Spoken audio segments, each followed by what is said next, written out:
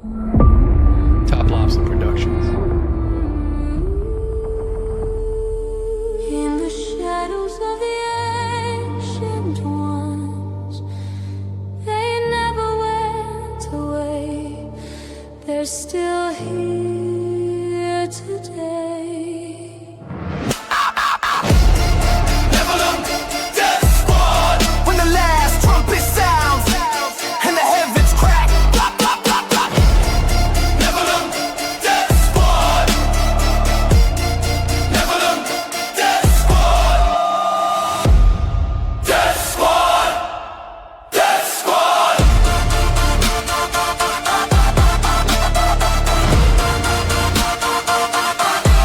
Death Squad.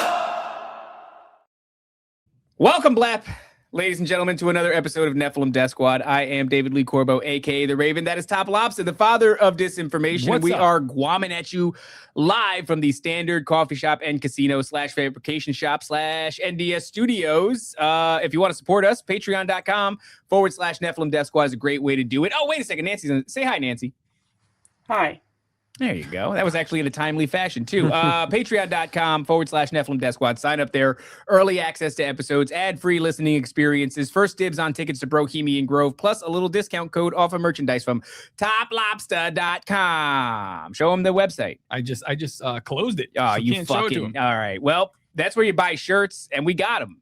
Oh, there they are. Look at that. Yeah, you'll get him eventually. Hey. Buy a Top Lobster shirt. Show some love. Yeah, show some love. We have a great guest today. God damn it. Don't be in here. Oh, shit. Cho Brown's in here. Hey, Cho Brown. I'm sorry. Matt just decided to jump in here and start screaming. Anywho, joining us today is Seth Kicklighter for round 2. Seth, welcome back to Standard Coffee Shop / NDS Studios / Fabrications. I'm so excited to be here, brother. Tell them about the name of your book. Oh, the and name of- stuff and where they can find it. Yeah. Spirit Realm Shenanigans, an unhinged rant exposing the psychic fabrications of discarnate dweebs and Nephilim nitwits. It is 412 pages, tiny font. I'm sorry. It is crazy. found. Yeah, it's found on Amazon, just like most books, and also on PayHip. If you want a schizo autograph signed copy, buy it on my PayHip directly. It's $1 cheaper if you're poor. You can find my audiobook for free. It's 34 hours. It is on YouTube. I've been kind of blowing up since the last one. I have like 20-hour listens a day, which is crazy. That's awesome. Y'all are crazy for that, but the voices are fun and really silly for the characters I'm mocking in it, which is almost everybody.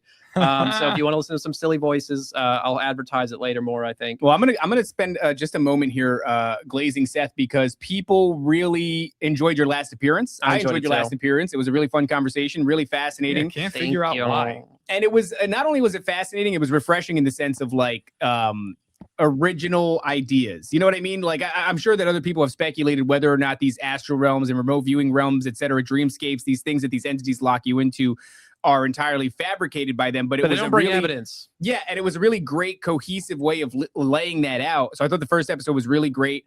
I'm happy that everybody is receiving you so well. You're being received. I love being received. You're Thank doing you. great. Keep receiving. So before we get into this conversation, I know you said you wanted to murder Dan Duvall. Shit, I got nervous for in a second. Minecraft. In Minecraft, are we going to be that big forever? We're just going to be giant fucking.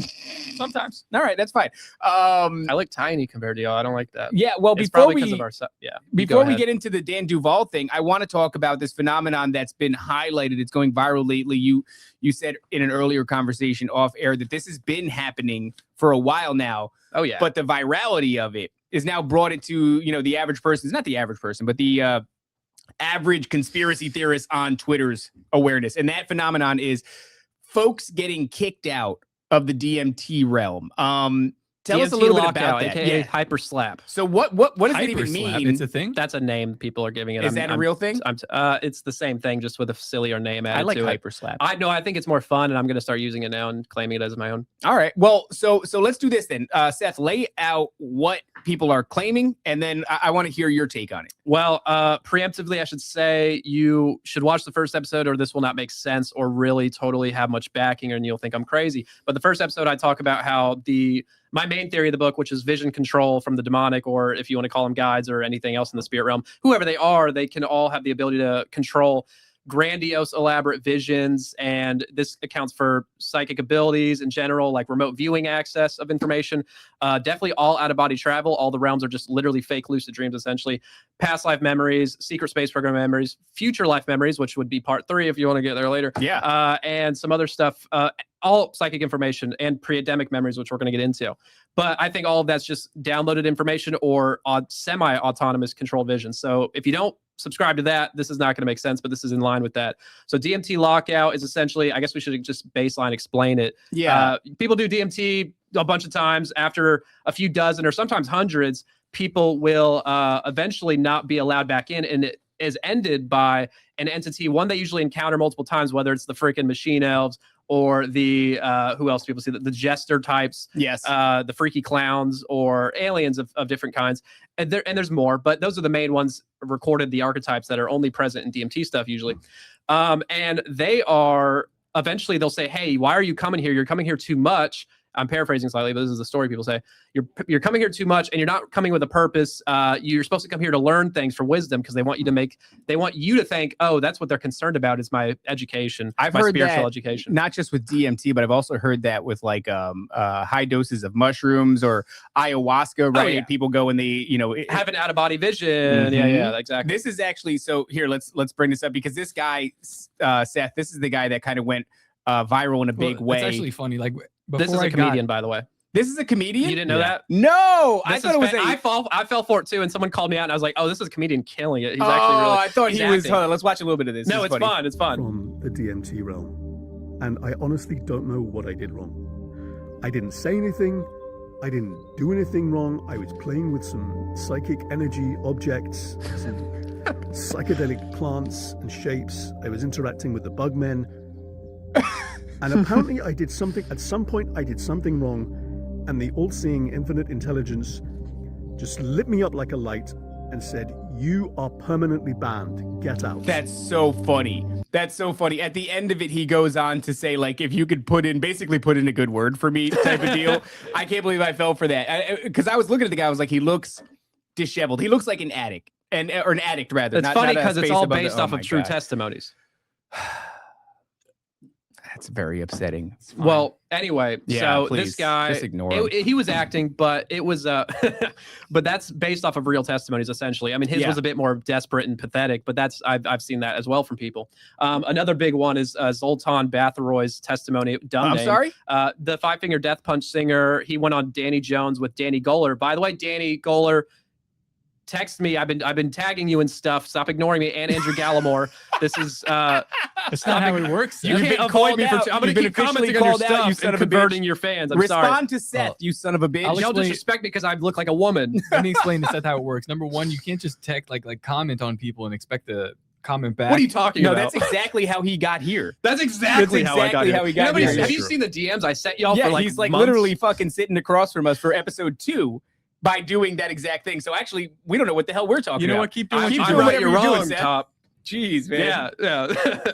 Anyway, so yeah, they need to contact me So because they're the biggest in this field of DMT stuff. Andrew Gallimore, as a researcher, he's Okay. smart, but I disagree with him a lot. He's not really into the whole God stuff at all, actually. Okay. So he's very biased against me. I'm sorry, but I put a post out explaining my theory, which I'm getting into, and I went baby viral for like a day, like a few days ago, because Yeah. this was going viral. And You I were killing it. You were killing it. It was a very think so. concise I was explanation. answering as many messages as I could, but there's a lot of people who thought it made sense. So Okay. the vision control theory you need to know for this to make sense. We're going to defame Dan Duvall. This is what this is about. But I'm just have to start on this for anybody starting off.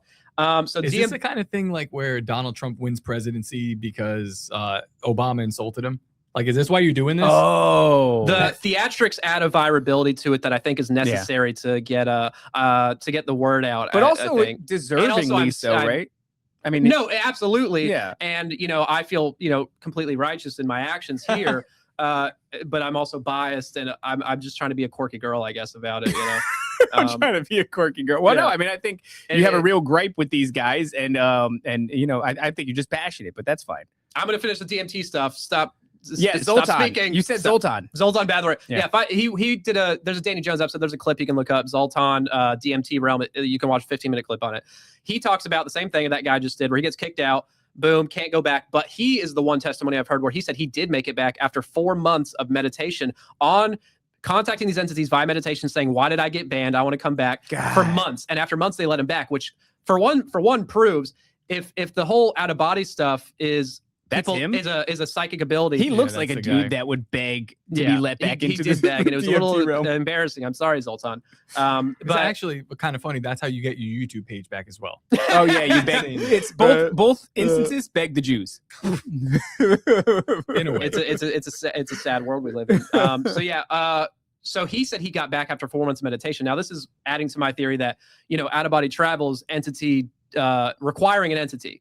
You cannot do it because you develop a psychic ability. Otherwise, you going on this drug that apparently gets you out of body super easily, taking 10, 20x the amount after you get kicked out to get back out of body. You still can after taking a shit ton more, like a wild amount more. That proves it's not your skill that you're developing. It's an entity choosing to take you out of body or not. It's an entity facilitating it. Absolutely. Are they still experiencing a high? They get like the visuals and I've done DMT 3 times. My bad. I didn't know it was wrong. And I had a very torturous, hellish experience the third time that was time dilated as shit. They were just torturing me. They don't try to confuse me with guides because I'm already too aware of a deception, but I was still dumb enough to do the drugs. So they just fuck with me by torturing me. So that was traumatic, but it faded like a dream, the memory of it. So I'm okay now, but it was awful. It was very freaky stuff. You remember that it was at least I remember it being freaky, but the details faded, but I have like flashbacks occasionally, like I'm in Nam. So it's crazy. This is interesting though. What you're saying is it highlights exactly what you laid out in the first episode, which is these experiences are facilitated by the entities. It's not your own skill, and it's not even the chemical compound, or else why would this dude have to beg the Jews to get back into the DMT realm for 4 months? The astral Jews, yes. And why is this happening? Why is this phenomenon taking place? I guess, how many people is this happening to? I mean, I've seen at least a dozen or two testimonies myself online. Some of them are just like Reddit. Some of them are like people on YouTube, and some of them are doing videos. Okay. I've watched enough to know it's a real thing, and it makes sense with my whole shenanigans framework, by the way. And I'm not done because I need to say that. What was the other thing I wanted to say?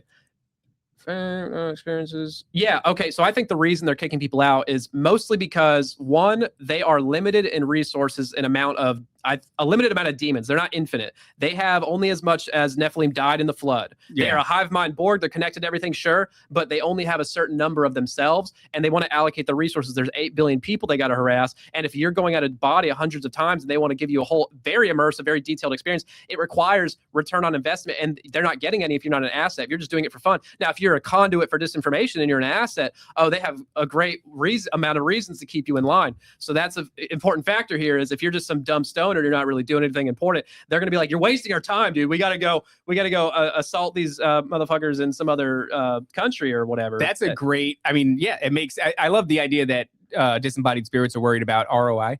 Like, that's fucking, they're limited in number, dude. You got to remember that. That makes a lot of sense. So I think that covers most of it. But I basically said that in a post, and people are loving it. But I wanted Andrew Gallimore and Danny Goller to have some thoughts on it, and they're too scared because they know I'm right.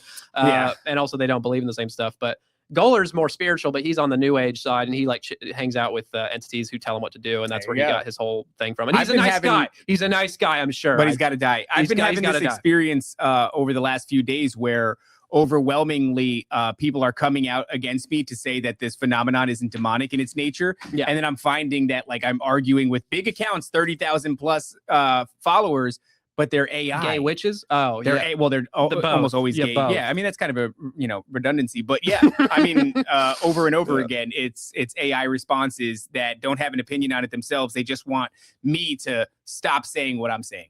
And they're like, prove it, bring tangible evidence. It sounds like bring receipts. But yeah, it's an interesting phenomenon. So, okay, please, I interrupted you some more. Go ahead. Yeah, please stop that. I can't help it. I won't. I'll forgive you only because I'm a man of forgiveness. Not going to stop that.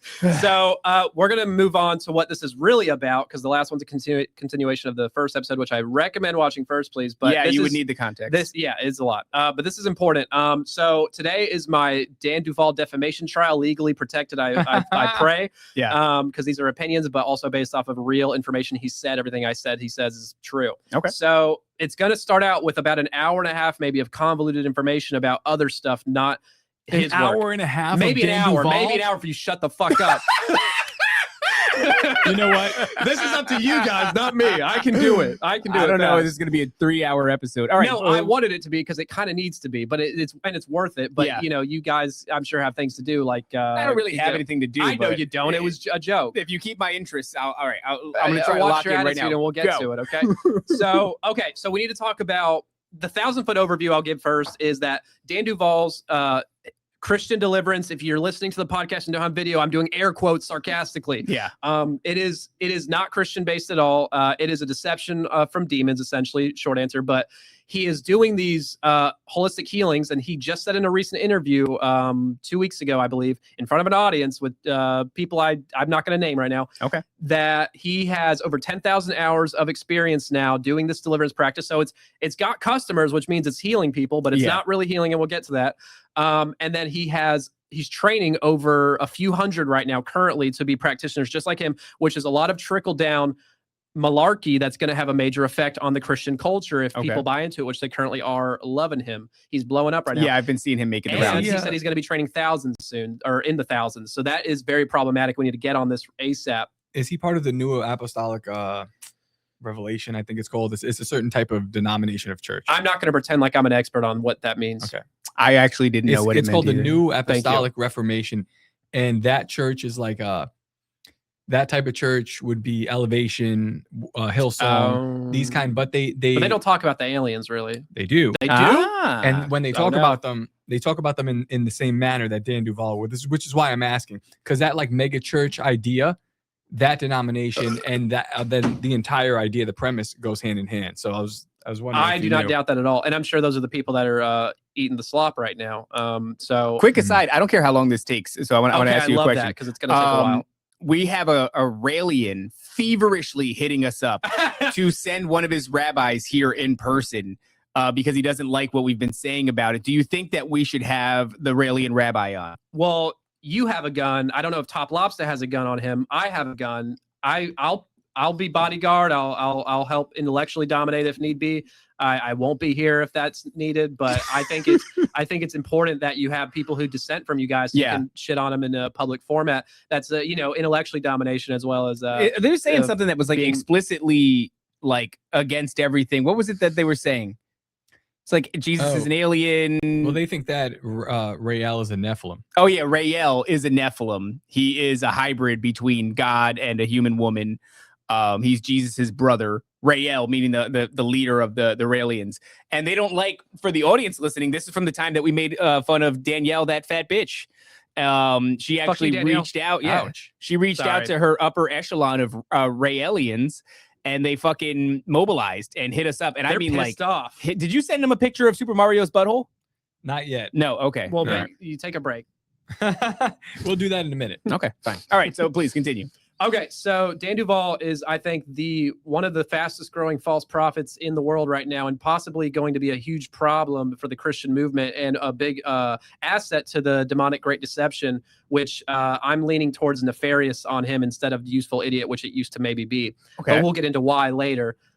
This is, I think, very important to talk about because I don't hear anybody discussing how he's fraudulent and the evidence why. And the evidence is very clear when you study it, and that's in Spirit Releasement Therapy, which we're going to break that down for the first hour and a half or so. I will try to skate through it, but it's convoluted a little bit, and I can explain it, but you got to bear with me here. It is basically a healing process where the therapist will have a patient come in, and this is just like Dan Duvall, but just slightly different, and they will go into a trance state where they were open, and they're told in advance to make sure you're disidentifying with any entities that come present so you can channel them. Dan Duvall claims to not channel, and that he just has them telepathically interact with the entities through their mind and then relay the message back to him, which is a Ouija board of a human. It's the same thing, just with one less step. And by the way, I think he's lying slightly, but we'll get to that later because he says it. So the difference here being channeling is them speaking through Instead you. of speaking through the mouth, it's so the person's in a trance state, hearing the words and then telling Dan Duvall what they're saying. It's barely like a remarkable Ouija difference. Board. Yeah, but it's the same thing. It's barely a notable that's difference. How you contact Jesus and the angels. So so Spirit Releasement version is the New Age stuff, and we're going to go over the sources in a minute, but it is basically demons masking as ghosts mostly, demons, but they call themselves dark force entities because they don't like how demon sounds biblical, and they're not biblical demons. They're like lower astral entities. It's different.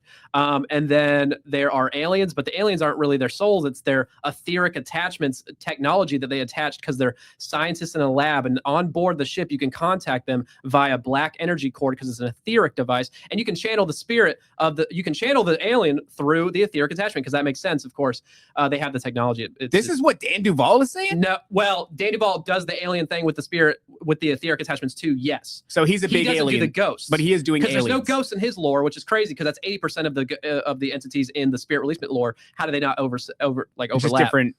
Because they're catering to his belief system. That's all, yeah. Yeah, but Duvall gets the aliens and the channeling aliens through the attachments, and he gets the demons, but his demons are biblical demons, but they are also dumber than the real demons, and they're showing their cards, and they're doing a lot. They're playing into his stuff. So my whole thing is SRT is and Duvall's work is all demons masking as all these characters, but they're catering different lore to different people with different belief systems, but they can't coexist and be healing people, but they are both healing people. The only answer is demons are allowing them to be quote unquote healed because they are believing the slop they're feeding them, which is such bad disinformation. It guides them away from, now even Christians, it guides from Christ in a sense, because it leads them down this mysticism path and this accepting these channeled entities.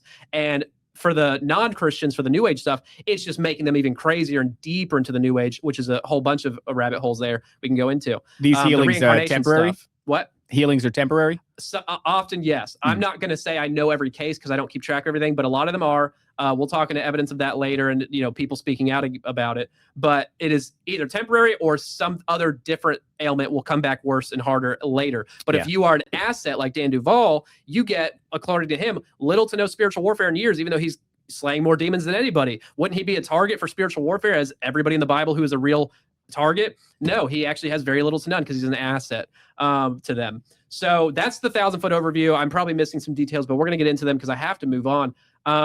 Basically, I want to break down now the manuals, which are where I'm getting my information, the SRT lore. Now, I'm going to start with 30 Years Among the Dead by Carl Wickland, which came out in 1924, and it's like 30 years worth of channeling.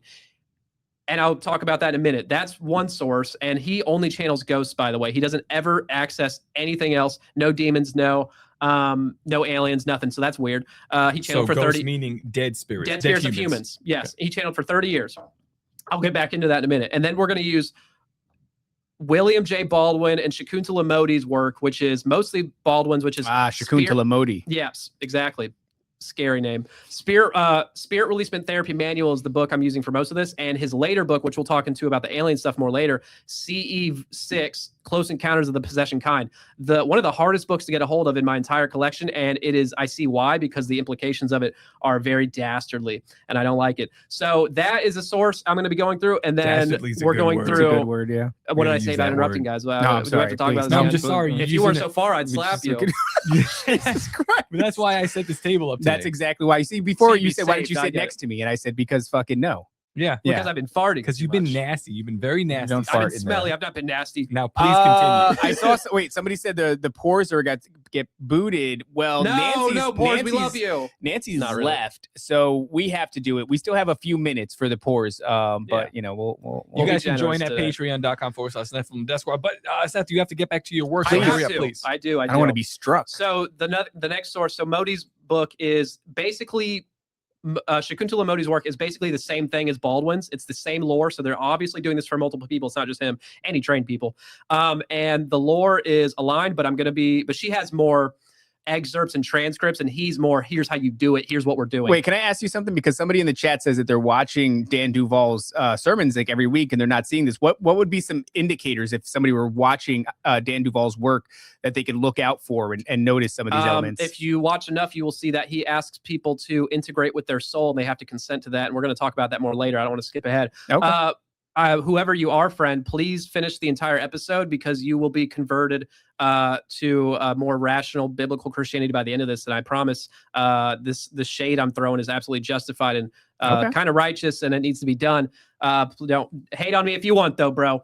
Where was I at? So yeah, Modi's work is the same, but it's more transcripts and less instructions. Shakuntala Modi. Shakuntala Modi, yeah. Remarkable healings. And then we're using Dan Duvall's work, which I'm not taking from books. I'm taking from over 40 hours sourced from his interviews and taking direct verbatim quotes. Everything I use is verbatim. Okay. And his training sessions where he talks about this stuff. And it's hard to get some of these details. And they're very glossed over. A lot of the crazy details I'm bringing up are glossed over very quickly. But shine a little light on it. So we're ending with Dan Duvall after the other sources, but it needs to be done that way so that you see this is the exact same practice rebranded, and the only explanation is demonic coordination of a different lore catering to different people, and it's all the same thing. It's fake. So any healings that happen are disingenuous, and you're not actually getting, Holy Spirit protection further from that. They can actually access you whenever you want, but they're going to lay off for a bit so you believe it, because otherwise you'll just go, well, that was a bunch of baloney. So moving on. But they're all trance state based. They're all like regression based. And you can also access past life memories and New Age stuff and pre-Adamic memories in Dan Duvall stuff. Totally different. Don't overlap ever. It's weird. We'll get into that more later. Let's see. So we're going to talk about Carl Wickland's 30 Years Among the Dead, which is all transcripts. And it's one of the funniest books I've ever read. It's basically transcripts of him where he is getting patients coming in. And this is in the early 1900s. And where the lore was simpler. It was simpler times, and keep that in mind. So they would come in, and a patient would have this ailment, physical, mental, spiritual, whatever, and it would be so bad that they're coming to a spiritualist medium for it, and that he will shock the patient with a little shocking device because spirits told him to do that, and it won't hurt the human that much, but it will really freak out the ghost attachment, which then, instead of being channeled through the patient like everybody else does, his wife, Carl Wickland's wife works with him, and she will be a D1 wide receiver catching that friggin' ghost in her soul instantly. Right. So he will she'll catch them, and then she'll channel the spirit that just left the patient. And then he will then converse with his wife, who's channeling whatever spirit was. And every single ghost that comes through, they're only ghosts, by the way. Keep in mind, everybody else has all sorts of entities. He only accesses ghosts. And they all are donkey-brained as hell. They're retarded. They don't remember who they are, hardly. It takes them a while to remember details about their life. They usually come to those conclusions, but it takes them a while. You're saying the ghost she's channeling? Yeah, they all are really dumb and silly. And I actually have a bunch of dialogue from them that I collected just for fun, which I might read later if we move fast enough. It's hilarious. But it is it's problematic because that's not the same as ghost mentality in the future, where they like 60, 80 years later in this other work, get smarter. They get smarter, and they also share cosmology more. But these guys are dummies. They have a hard time even conversating about anything and before getting distracted, because they're like, if they're a ghost stuck on the earth plane because of their morphine addiction, which is literally a story they use, they'll just be talking about morphine every second, and then they'll change the subject. And he's like, don't you care about knowing the spiritual truths and how you can ascend to go to the high realms and be saved? And but now back to morphine. Yeah, and then she's like, if you're a doctor, you'll give me some morphine, stuff like that. Or they'll talk about sex or whatever they're addicted to, or why they died, and this is where the forgetful amnesia could go. So they don't know their dad, because they don't know they're dead, and they don't know they're being channeled through a woman, but they're in a body, they're channeling, they're moving, which they're not used to doing that if they're a ghost, and they don't really seem to realize they're channeling this person. So it just doesn't make any sense with the later lore where they all know what they're doing and they're more cognizant. So what do you think the reason for their stupidity is? Why are they coming off? The lore was simpler times. It was simpler times, and they're catering it and keeping the story simple. Right. That's one reason. There's more, but we're going to move on because I have to say, yes, this is a big deal. I have to read this excerpt now from Carl Wickland's work, because he is a spiritualist, but he's not a classic New Age or theosophical type, because he doesn't believe in reincarnation. This is the husband of the wife who channels the ghost. This is the guy who wrote the book and is doing the therapy aspect of it. So what page is this? 66. Okay, so he doesn't believe in reincarnation, which is weird because demons always push reincarnation in their channelings. Mm-hmm. Now, that is not universal, though. And there's reasons for that. And it's muddying the waters. And there's a whole bunch of reasons for that, which we'll get into. But he says on this page, this is a quote from the guy, Carl Wickland. The theory of reincarnation can undoubtedly be traced to early stages of mankind when departed spirits took possession of the bodies of sensitive individuals and lived and acted through them, thus seemingly indicating reincarnation. But in reality, it was only spirit obsession or possession. The supposed memories of past lives of those who believe in reincarnation are far better accounted for by the presence of invisible intelligences whose memories of their own mortal careers are conveyed through thought waves to the reincarnationists who have become sensitized to such impressions. So he the hell is channeling. Long and short of that, what is he trying to say? He's saying reincarnation memories he accesses them in these regressions, but he doesn't believe they're from spirits, or he doesn't believe it's from your past life. He believes it's from the spirit of the person. So if Joe has a ghost attachment named Bob, and Bob is being channeled now, and he gets this memory of Bob, he's like, oh, I used to be Bob in this past life. No. And then Wickland's like, no, Bob is a ghost attached to you, and he's making you relive those memories on accident, not to deceive you, but just happens to be reliving it. And then you get that memory and think it's yours, but it's really this guy. That's interesting, because at least he has the wherewithal to not jump straight to the conclusion that just because you're experiencing this means that somehow this is you. But that's, you know why he believes that? Because it doesn't fit his... Spirits told him. And not the dumb ghost that visit him, but so he gets rid of them by sending them to the light eventually, and he'll call down angels, light beings to come rescue them and take them to the heaven realms. He believes when you go to heaven, you just keep ascending to higher different dimensions, that you don't come back to reincarnate, which is what some people teach based on lore like this. This is the source. Now, so good cop, dumb cop. Exactly. Now sometimes throughout the book, an entity he got rid of, the dumb ghost will go to the higher realms, and they'll come back and channel and visit just to say hi, thanks for helping me out. Oh, that's and when nice. They come, it's very nice of them. And when they come back, they share some cosmology, because the dumb ghosts are too retarded to do that. But they get the smart ghost to come back and say, hey, by the way, reincarnation is not, they tell him reincarnation is not real. Multiple ghosts he's channeled will come back and say, oh, by the way, that was all baloney. He even channels Helena Blavatsky's ghost at the end of the book. And she comes back and says, I was wrong about reincarnation. I'm stupid. It was actually this. That's legitimate. Yeah. It's crazy. So that happens. And I got to move on because I'm going to get lost in the sauce. I love that. I love like the covering all your bases. That's kind of an excuse for people everything. will believe whatever they feel makes sense to them. Yep. You won't see it as a big deception unless you're really examining it. Yeah. Right. So they just go, that doesn't make sense. No, I'll believe what the reincarnation stuff because the evidence. And there's a lot of evidence for that, which if we have a part 3, I'm going to fucking shit on reincarnation harder than anybody ever has, logically speaking, by the way. With evidence. Well, already if there's a part 3, we're going to call it shitting on reincarnation. Yeah, and there's going to be exclamation points in all caps for sure, and some emojis, I bet. Okay. So then we go to... Okay, so now we're going to SRT, the Spirit Releasement Therapy work, which is the bulk of this stuff right here. And I need to go over the general chain of events so people understand what's happening here in the process, because if you don't understand the dynamics, it's going to be hard to understand the rest. And the dynamics are confusing and convoluted on purpose, and I hate it, and I'm sorry it's weird, but we're going to do it, and I'm going to do my best here. This is SRT is what Dan Duvall's using.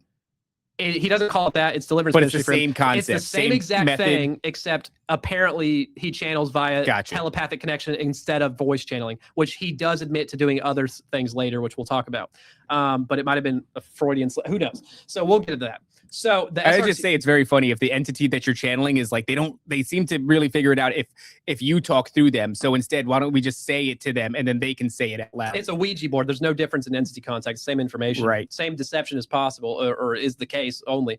Anyway, so for SRT, which I'll be referring it to in acronym form, there is a slightly different process versus if you have a demonic entity, or DFE they call, or a ghost, which is most of them that he has, like 80%.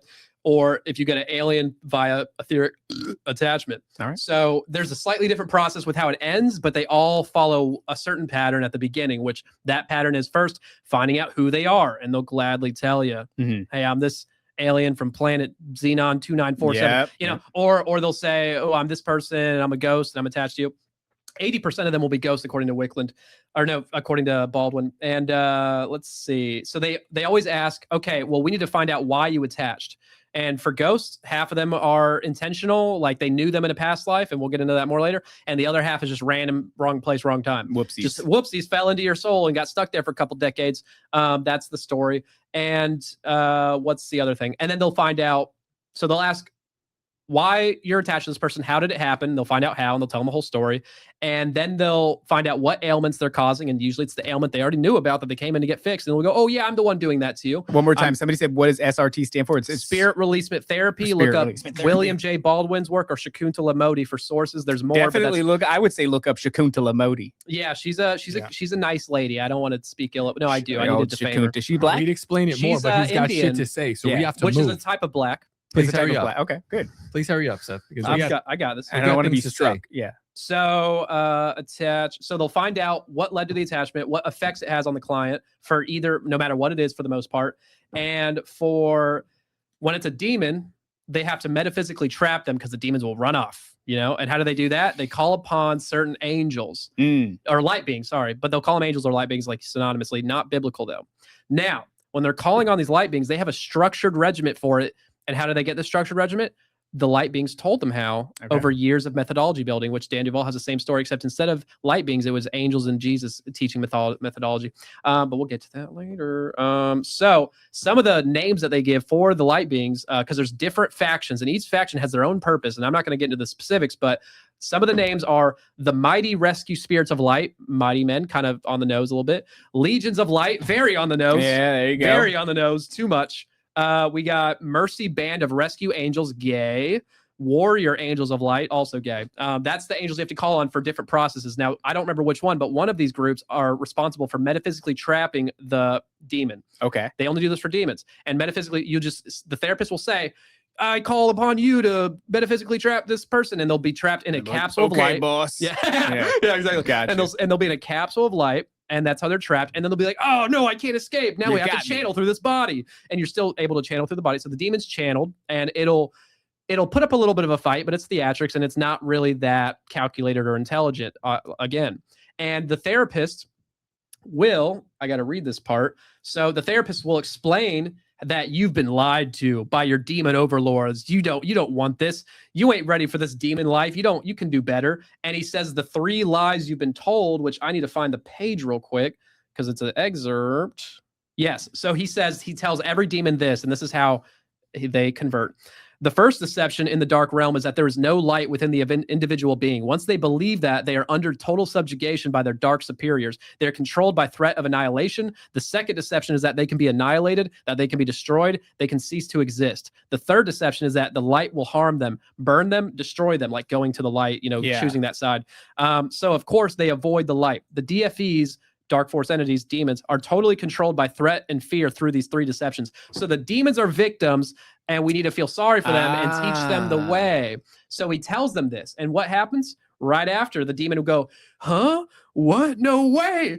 I thought that was true. And then he literally tells them, this is literally what happens. He says, look inside yourself, youngin', and you will see the spark of light. So metaphysically, this metaphysical being is looking inside himself, which he never thought to do, of course. And he sees a spark of light metaphysically. Yes. And he goes, huh? What? This is beautiful. I'm one of you guys. I'm connected to source. This is what all of this shit always amounts to, though. It's like every horror movie you see, it's always about like you identify this ghost or whatever, this dark spirit, and then it's about freeing it.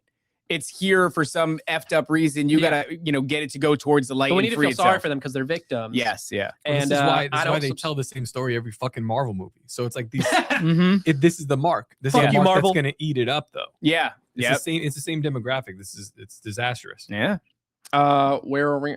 Okay, so this is for demons, and he converts and he says, oh boy, I want to be on your side. I want to go to the light. And then they will, I'm going to get to in a second, I guess. Yeah, there's a whole lot here I need to get to. Okay, so whenever they convert, I'll get into the group entity release later, which is a really important piece that I'm going to skip over for now. But what happens is after they do this other thing, they ask the angels, these mighty rescue spirits, whatever, to come show up and take them to the light realm because now they want to go. They consent. Yeah. They want to go. And they get super nice. The demon helps you out with the thing, which we'll get back to. So when this happens, a weird little funky thing can happen. And basically, Baldwin says fake angels will show up sometimes in these metaphysical realms and try to steal the demon back by convincing you they're real angels. They'll do the closing out operations just like the other ones. And then they will, instead of taking them to the light, they'll go, we're going to take you back to the dark world realm and the world. Damn, a little trickeroony. But, and this makes him think, oh, I see through the deception. Right. And it's a false testing the spirit. It's a false flag. It's a spiritual false flag. So he says black and red are the signal colors for the DFEs. The red eyes are a dead giveaway. So if your angel has red eyes, he's a faker.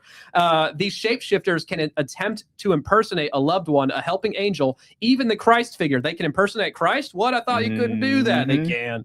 But the eyes, the windows to the soul, give them away. in these false guides, the DFE can hold the normal color for no less than a minute. In these controlled visions, by the way, the red begins to show. So he's saying, if you're a fake angel, you'll figure it out easy. Just test the spirit. Just have them metaphysically in their third eye, the patient, look into the eyes of the demon, and they can't last for more than a minute. So just make eye contact for a minute in your mind's eye, and boom, demon exposed. I love that. They got to figure it out. 60 seconds. 60 seconds is the most they can hold the Sit illusion there in for. silence. Don't say nothing. That's fucking crazy. Holding hard eye contact. What is that? Try to do that right now. That's It's weird. Everybody. No, I don't like it. It's weird. Yeah, really it's bad. uncomfortable. So an important detail is he says this can happen multiple times in a row. Multiple fake guys will come through and then they'll leave because they'll expose them. Let's try another one. Fake. Get out of here. Another one. He says it happened like 5 or 6 times once. And I'm like, and then he's like, till a real one can get through.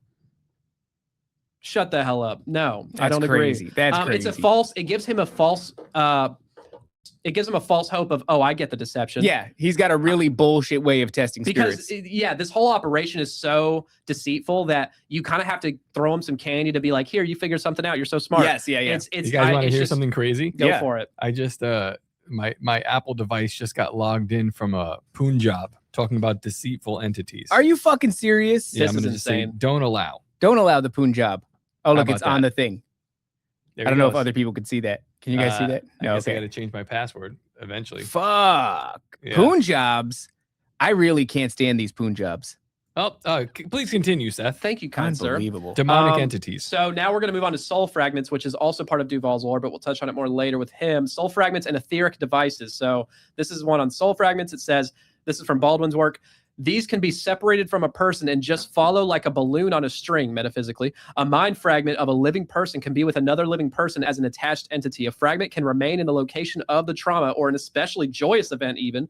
The fragment can sometimes be found in a distant location. If a fragment occurred in a prior lifetime, the fragment might still be back there/then.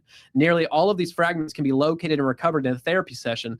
A serious traffic accident, even a narrowly missed collision, can cause a fragment to separate and move toward the light, assuming it had died because it's confused. It thought it died. This part of your soul. Weird.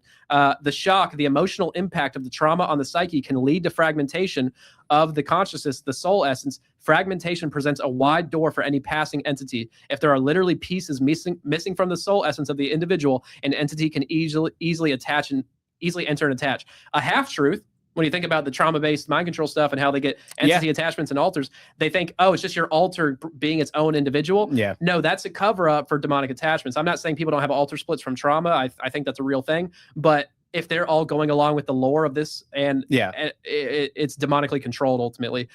So people's split alters are activated, and that's a demonic thing in my opinion, and that seems kind of easy to come to that conclusion from a Christian perspective, I imagine. But it's complex lore, and I'm very much summarizing it. So then he talks about etheric tech attachments, which are from the aliens, and he says etheric devices of various forms. These can serve various purposes, such as control, energy drainage, monitoring, or blocking spiritual growth. They are typically non-physical, but can manifest physical or psychological symptoms, such as small energetic devices, often described as crystalline, metallic, or organic in appearance, implanted in the aura, chakras, or physical body, used for various research, such as the controlling of appetites for food, drugs, sexual activity, turning the dial up on emotions of choice, such as anger, anxiety, etc. So basically, these have the same exact effect as entity attachments, but they're tech. Right. And they're controlled by aliens in a lab, which only want to just do data and research collection. That's all it is. Mm-hmm. But he later talks about how it's more nefarious than that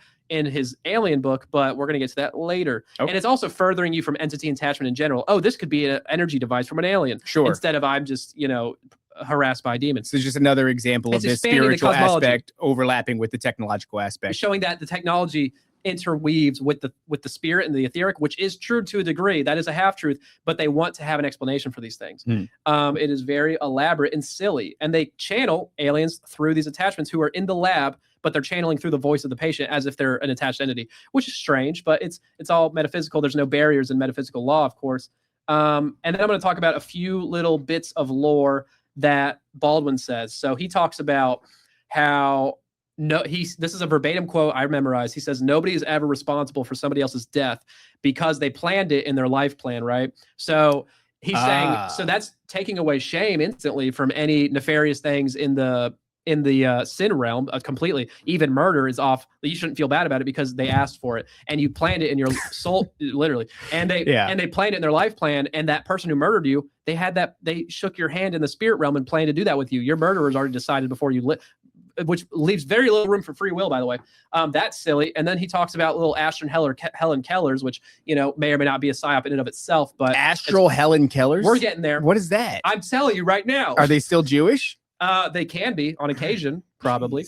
So I'm interested. Yeah. So he talks about these lost or marooned alien spirits, not the aliens in the lab, but like basically ghosts from alien planets that got lost or were marooned on Earth, or they came here for vacation. And they will attach to people, and whenever they're channeled, they'll say, "Oh, I just didn't know how to perceive this physical dimension because I don't have the proper apparatus to see it and perceive it because I'm from another whole dimension and gobbledygook." And they'll say, "Oh, I'm just using your eyes and ears just whoopsie. So I can." Whoopsie. Yeah. It's all innocent. I didn't mean to do that. And then they'll go, "Okay, little one, you're good to go. Thanks for hanging out with us," and they'll be very nice. Because they didn't mean any harm. And then you got some entities like aliens who are being channeled will say, when you're like, "Hey, you're harassing this person with your etheric device, you need to get out of here, get." And then they'll say, "Oh, we're not doing anything wrong. We're part of Source. We're part of the One. You're part of the One. Yeah. He's part of the One. We're just consciousness experiencing itself," which is what the channel lore says constantly. And we have our one buddy who was, like operated on, and they said you consented to this long ago. Oh yeah, and then whenever it just sounds very similar. If you believe it, boom, there's consent. Yep. In the more literal. You go, sense. "Oh, okay." And then they get their claws in deeper through finish that. whatever you're doing with my butt then. So that logic to me is very rapey and gross, and I'm not a fan of that stuff. You know what I'm 25 saying? minutes, go ahead. Go ahead. And then hey. Oh, this is a big one. We talked about the astral lore in last episode, and please listen to that if you didn't. There is no spirit attachment lore in the entirety of astral lore that I can find. There are soul fragment stuff that be split off, but there's no ghost attached, etheric energy attachments. There's no demonic. What are you looking at for your sources for astral lore? Robert Monroe's work, Kurt Leland's other where. So William Robert Monroe Bowman's, doesn't have anything about potentially some parasitic hijacking. Close. He does Okay. talk about like Archon type stuff and loose Yeah. harvesting, but he doesn't talk about these random spirits from humans, not higher ascended spirits, the Archons. He doesn't talk about any humans being stuck, merged with somebody, and then being able to not only channel can channel, but that's usually aliens for Robert Monroe. It's never ghosts that I've seen. But whenever the closest thing he has to it is, I'll give you one example. The closest thing he has is where ghosts are harassing people, or like, okay, one story he has where he's going to rescue a ghost, and this ghost doesn't know he's dead, and he's going to try to bang this live woman while he's in a ghost, and he's got a ghost boner. I call a ghoul tool or a boon, or I like ghoul tool. Yeah. Anyway, so he literally sees this ghost penis on this guy and it says some weird things. Like, about "Oh, dude, cover that up." No, he just kind of complimented the guy. Anyway, so maybe remembering that wrong. Nice piece. So the ghost guy is trying to get in between two people banging it out, and he's like, "Oh, if only I could get Tommy out the way, I could get some." Right. He doesn't realize what's happening, but he's like falling through the bed but onto the floor, but it's on a like apartment. So he even says, "I'm confused why he didn't keep falling through the floor." And it just stopped at he said that, and I thought that was funny. But so he's talking to the ghost and explains to him he's dead and he can't bang this lady. He's like, "What?" But my point is here, this guy's outside of them, failing to get in between them, not merged with them and experiencing through their eyes and through their sensations, like the SRT lore says. They're experiencing what they're experiencing and they're inside of them and merged with them. So that there's no merging talked about in the astral lore at all by any guides. No one shares that information. But this entire healing process has the exact same cosmology for the most part as the astral lore. So how does that coexist if this ghost isn't going inside this person? He's on the outside failing to intervene whenever that doesn't make any sense. It's crazy that they sort of like, I get it, catering your lore to each individual based upon what they're most likely to accept at any given time, but the idea that these things would never be cross-referenced, you know what I'm saying? Like, dude. It's kind of retarded. That's a deep and very eloquent way to put that. Look at half of our world. Nobody cross-references anything. That's what's really this crazy. Sounds like circular journalism. Yeah. Like somebody reports it, another journalist reports it, another journalist, and now it's fact. This is kind of what they're doing. Yeah. It's the same thing. I mean, used by demons, I suppose. So same technique. Absolutely. That's interesting. So no cross-referencing done, and if you did, it comes very clear in my opinion, and that's what I do throughout my book. This is And what we've been doing. This is what we've been getting yelled at. It's just like, Yeah. and we're doing light cross-referencing. over We're and not over even- again. They're like, I'm what do you getting mean elaborate it's as shit. demonic? I'm like, I don't know. I'm just looking at the patterns of the alien abduction phenomenon, Yeah. and then I'm looking at them in comparison to the demonic encounter phenomenon, Look and the I'm finding same. that they're a one-to-one. And then I'm going to other people who are doing research, and I'm saying, hey, does this fit your research? And they're going, matter of fact, it does. And I go, huh, fascinating. I don't know. It seems like a pretty standard procedure. Cross-referencing. All right, so please continue. Yeah, let's go. So now we're at world record grudge holders, and this is where I was saying how 50% of ghosts are said to be random, just oopsie, fell into you. The other half are people you knew.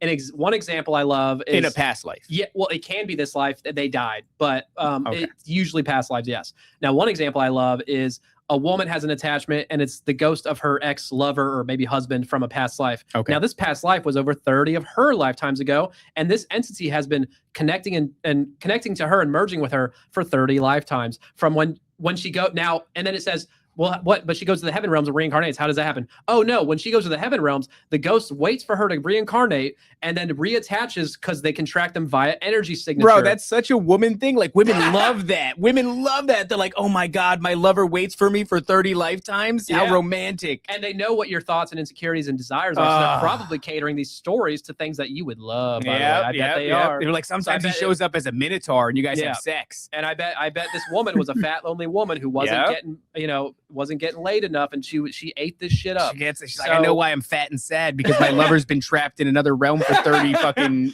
reincarnations. Yeah. Good God. And it's funny because they say that this guy was responsible for some of her issues, and one of the issues he was causing was every time she would bang a dude, she would kick them while they're banging, and that was the entity doing that because he was jealous. He's like, stop. I've been watching you get porked by dudes for 30 life cycles. God. But, how are ghosts in the 20s? They can't even remember who they are, but this guy can remember his exact life's goal, which is following this woman for 30 Sure. lifetimes, which is hundreds of years, and he can be cognizant and hold a grudge for so long, or a love or whatever for so long that he's following this woman, even while she's a baby to an old person, even as a man and a woman. Yeah. That's what's weird. It doesn't make any sense. You want to bang that man for half his lifetimes?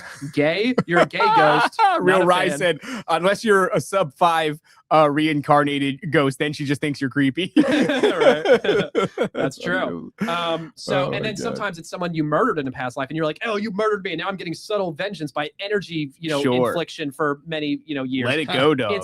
It'll be many lifetimes. Often. Let it go. You lost. Let it go, It's dog. crazy. Oh, this is a good one. Okay, this is a very. It's funny how people would much rather believe this, though. It's pretty sad. Yeah. Hey, I was into it for a minute. That's how silly. No, I I am. Don't know. take- I guess it's just like something about like there's no way that Christianity could be correct in any meaningful way. Couldn't be like value in the Bible and Jesus Christ is a real dude that came and died and overcame death. It must be this other shit. Like I must have some People guy. like the newness of it, and the channel. They like the stuff is very newness of exciting. it. They also like the idea that they're ahead of the curve. Yeah. You know what I mean? Like, Oh, this has been yeah. introduced to me. You don't want to backtrack and go to old fuddy-duddy Christianity. Yeah, That's all, and it's like, backwards. dude, only me and like 10 other motherfuckers know that I've got, a love interest for 30 lifetimes. Like, this is a big deal, but everybody else has already been introduced to Christianity for a really long wants that, time. like occulted knowledge. in Everybody some form or wants the fashion, right? occulted knowledge. Yeah. You want to drink the seed. Yeah, that's it. They want to drink the seed. statements. All right, I got Seth, a do you drink banger the seed? quote here. Do I drink the seed? Well, For you the got knowledge. You've got the knowledge. You Well, do have the knowledge. And there's only one way to do that, and that's drinking the seed, ladies and gentlemen. That's right. I look over at sometimes I go, Bach Saga, maybe the way. Might be. Maybe the way. I mean, look, I've never written a book that long. That's true. I've been storing up the seed, haven't had the heart to drink it. Maybe one of these days I'm I'll crack the building seal. up a taste for it. You I'm just gotta keeping take it a shot. You gotta do it real refrigerated. quick. Just take it hard and fast. Sorry, It's all right. No, it's fine. I'm an adult male. We're gonna read. We're gonna read. This is from Baldwin's work, and he says, when a client discovers a disturbing memory, it can be a past life personality, though just as often it is the traumatic death of an attached entity. Telling you Just as often. your past life memories can often be the ghost attachment, just like Wickland said, except he's saying no, reincarnation's real and you can access past life memories, but he says to access past life memories, the safest way to do that, get rid of the attachments first. And when they're Okay. all gone, Then you'll have when it, the yeah. coast is clear, you can get the real deal. But the Gotcha. fact that you can get others past life memories from these ghosts, The fact that that can happen and you think they're your own because they're so convincing should go again to show you how immersive and the download of it. I know this is me. What's the goal though? It's like if you can find out the past life, then you can heal whatever has been keeping you in the let's say karmic loop. It's often you had a traumatic death in a past life memory, like you fell off a building and now you're afraid of heights. That explains your fear of heights. And maybe you have trauma, or maybe you have trigger reactions to certain things. Sure, but it's like, okay, now I know why I'm afraid of heights. Is because I That's know one that dumb within some example. of the teachings, it's like if you can integrate whatever happened back then you can escape the karmic cycle, stop being reincarnated, and go and you know, be, I don't know, in some sort of heavenly realm or some shit like that. Exactly. All right, good. Sorry, I'm like locked into my pre-planning. of what That's I'm all gonna right. Please say. go ahead. Go No, ahead. you're a great conversation. Let's keep it up. Thank you, sweet man. Let's go. So, sweet man, thank you. So, where are we? This is a fun one. This I skipped over earlier because I'm ordering this poorly. This is where he does group entity release. So this is for demonic attachments. Whenever you have a demonic attachment before they go to the light realm to get rescued or maybe taken away by fake angels, by the way, whenever that happens, you will ask usually the demon who's now converted it on your side. He's now your friend. And you will ask him, hey, do me a favor. And he's like, all right, dog, I got you. And he says, metaphysically call upon all your peers as much as you can and tell them to get their asses metaphysically over here right now. Because it's So we can time. round them up. Gotcha. And then that's exactly what narc they on do. your homies. Yeah. Yes. Okay. He has to narc on the homies, but it's doing them a favor because it's a nice thing. These Sure. do. So he says that only as many, he says that the higher level the entity you're converted, this demon, the more will come. Because if you're, no one will listen to you unless you're above them, which is a hilarious little hierarchy detail. Yeah, that's so they all listen to the hierarchy. There's so no the higher demon you chaos. get, the more you get. So sometimes when they get a high level demon, they will call upon they don't give a number, but what seems to be minimum hundreds of thousands or legions. And I talked about this last time, how they have a vision. They'll see so much coming that it will look like a flow of lava or a bunch of black goo coming at them because it's so many much demons. coming that it looks It's like so much, a it's so flow much of black. lava. Yeah, it's crazy. So, what do I have to read this? Yeah, I do. So, so here's a quote talking about it. According to clients in thousands of sessions over the years, it works. It really, really works. That's my words. As these DFEs rush in, clients describe the scene like a flood of darkness, like a river of lava or thick black oil flowing toward the light. Each DFE is encapsulated in light. Each discovers its spark. Each transforms into light. The rescue spirits of light transport them to their own place in the light. This is an awesome visual image to the client in an altered state of consciousness. This is like a big twist on salvation, right? Because it's salvation. Now you're hyper focused not on salvation of yourself, right, through grace, but you're working. You are the way with which countless demons find salvation. Exactly. That's a fucking bizarre it's a weird thing to little go. inversion there. That's fun. How much time we had? I'm just curious. No, we're at going. an hour now. Oh, that's not bad. I Keep think going though. Actually, I'll be back in a second. Go ahead. we're making. Where are you going? We're making all right time. All right, good. I can We're maybe crushing. Take my time with this. Nice. No, I won't do that. All right, fine. Because Whatever you want to do. I'm sweating over here. All right. So they're saving countless hordes of demons. yes. Yeah. And that now, if that's happening, that means you're doing millions worth of demons of exorcisms in a couple weeks of work sometimes on a good week or a good, in his life. So, but which is healing millions of people. Thank you. For, okay, so that's where. Yeah, those demons can now no longer afflict humans because they're gone. But Gotcha. there's so many. He's done this tons of times. He says Tori has a whole, I've saved millions of demons. Imagine what that does to your, noggin. That's not a good thing. So I guess I have time for this. Actually, yeah, I'll do it. So then there's remote entity release, which is different because this is done. This was bigger in Brazil a while back. I don't know if it's still a thing.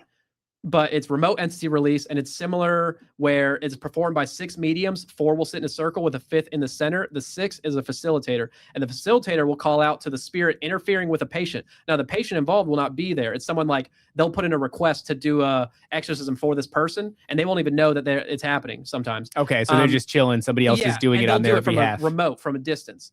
And was this after COVID? This was in the back in the day, man. This is back in the 90s. 6 feet away, dog. It's after everybody went remote. Right. Yeah.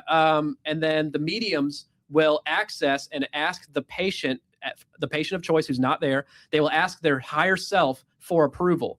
In the mind's eye, the mediums will see a head nod, a pleading call for help, sometimes a red neon sign saying yes.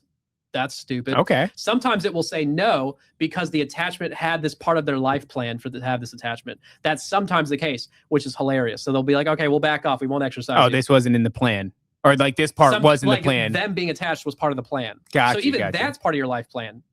So then everything, this is like Calvinism, but with the demonic realm. Yeah. Like basically. everything is on rails. Nothing is happening that's outside of the plan because you made this I don't want to preconceived say plan. nothing, but they make it seem like there's very little room for genuine free will in big scenarios, at least in your life. But then it becomes very hard to determine what is actually free will and what's part of the plan. Well, It's good just thing the up to people their who buy discretion. this stuff aren't the deepest searchers of truth, Right. you know. Here. Well, Sorry, guys. Is Duvall Not is he a Calvinist or does he? I've never heard him prescribe that label to himself, and it's possible, but I've never heard him label himself. Maybe he has, but I don't want to say for sure because I'm only speaking facts that I can provide right now.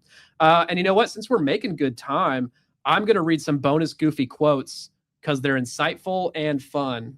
I don't know if you guys Are you going to reward us? Yeah, it's a little treat for you. I'm excited. Yeah. I didn't expect him making this good It's like time. giving us a bone. Thank you, Seth. Executive Order of Bride Ministries, This but is is funnier he? to read with two of y'all. By the way, just a little bit of a breakaway. This idea of the pre-Adamic age. I Yes. mean, he's teaching this as if it's biblical fact. Yes, and he uses scripture to back it up, but it's and I could cover that. I didn't include it in my planning, but it's in my book.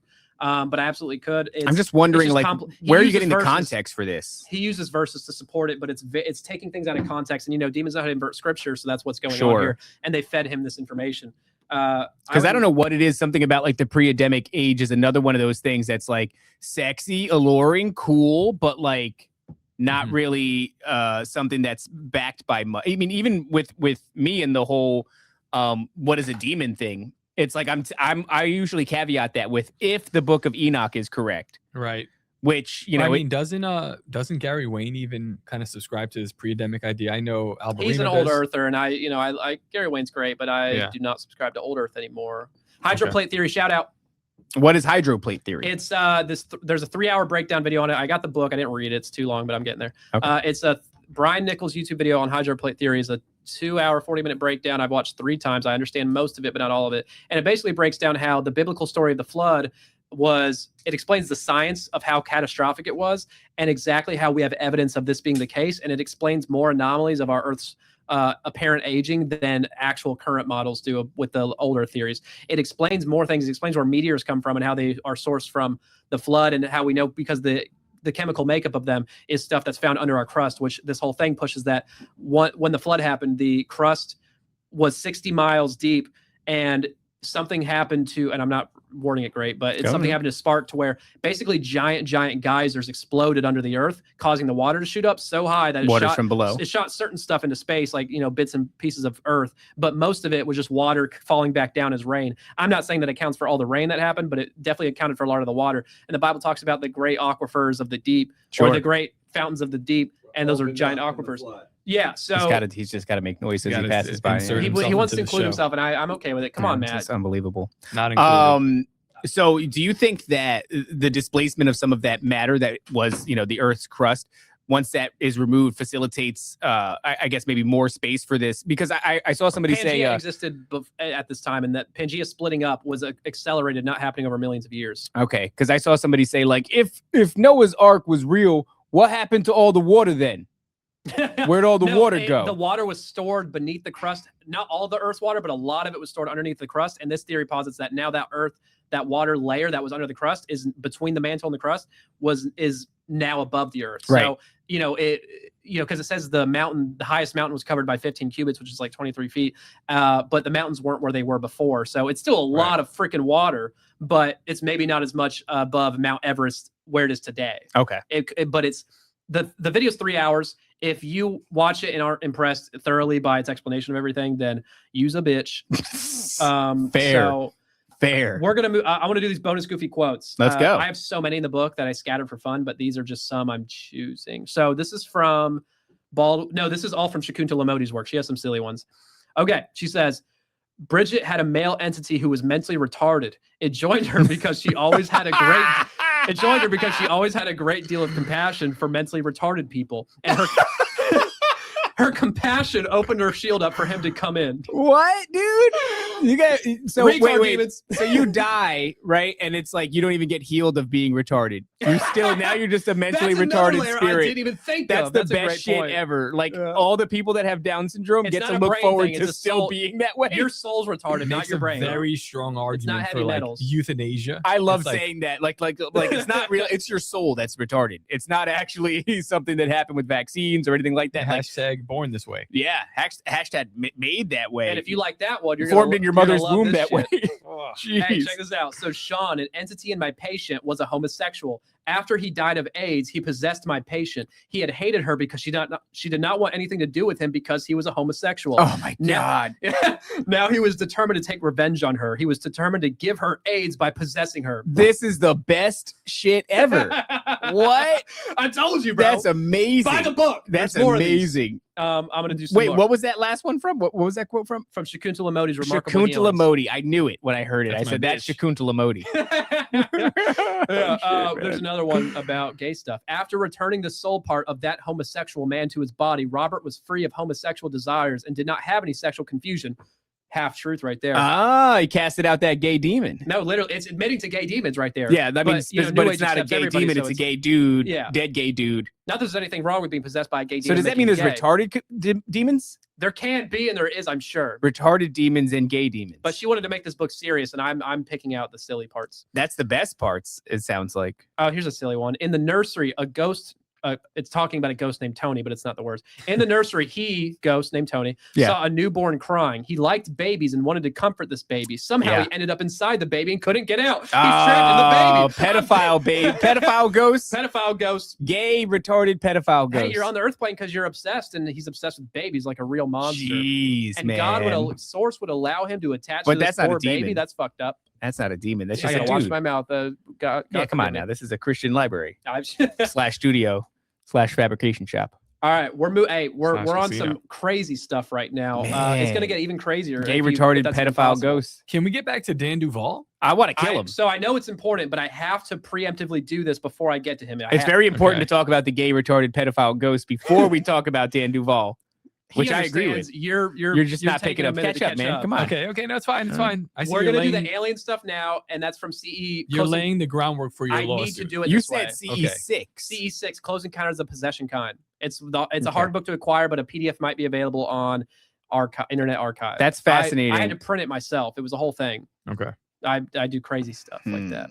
So this is moving on to his Use a source, and printer. these next few what? Nothing. Go ahead. Keep it. You should just use a printer, yeah. You have to handwrite these. So this is from that book, which is 6 years later, 1998. It came out after his manual, so he has more information, more data, more than he did before. Okay. And before it was very few aliens, and after a while, he started getting a lot more It's aliens. like maybe aliens. Yeah. So I got to break down the lore, and I'm just going to read some excerpts. He says, as our human scientists probe and dissect animals to learn the secrets of life on Earth, so also do some of the extraterrestrial scientists who claim to be conducting experiments with human beings. Sure. They have implanted physical and non-physical probes and various types of communicating and monitoring devices into the humans for the sole purpose of gathering information and more.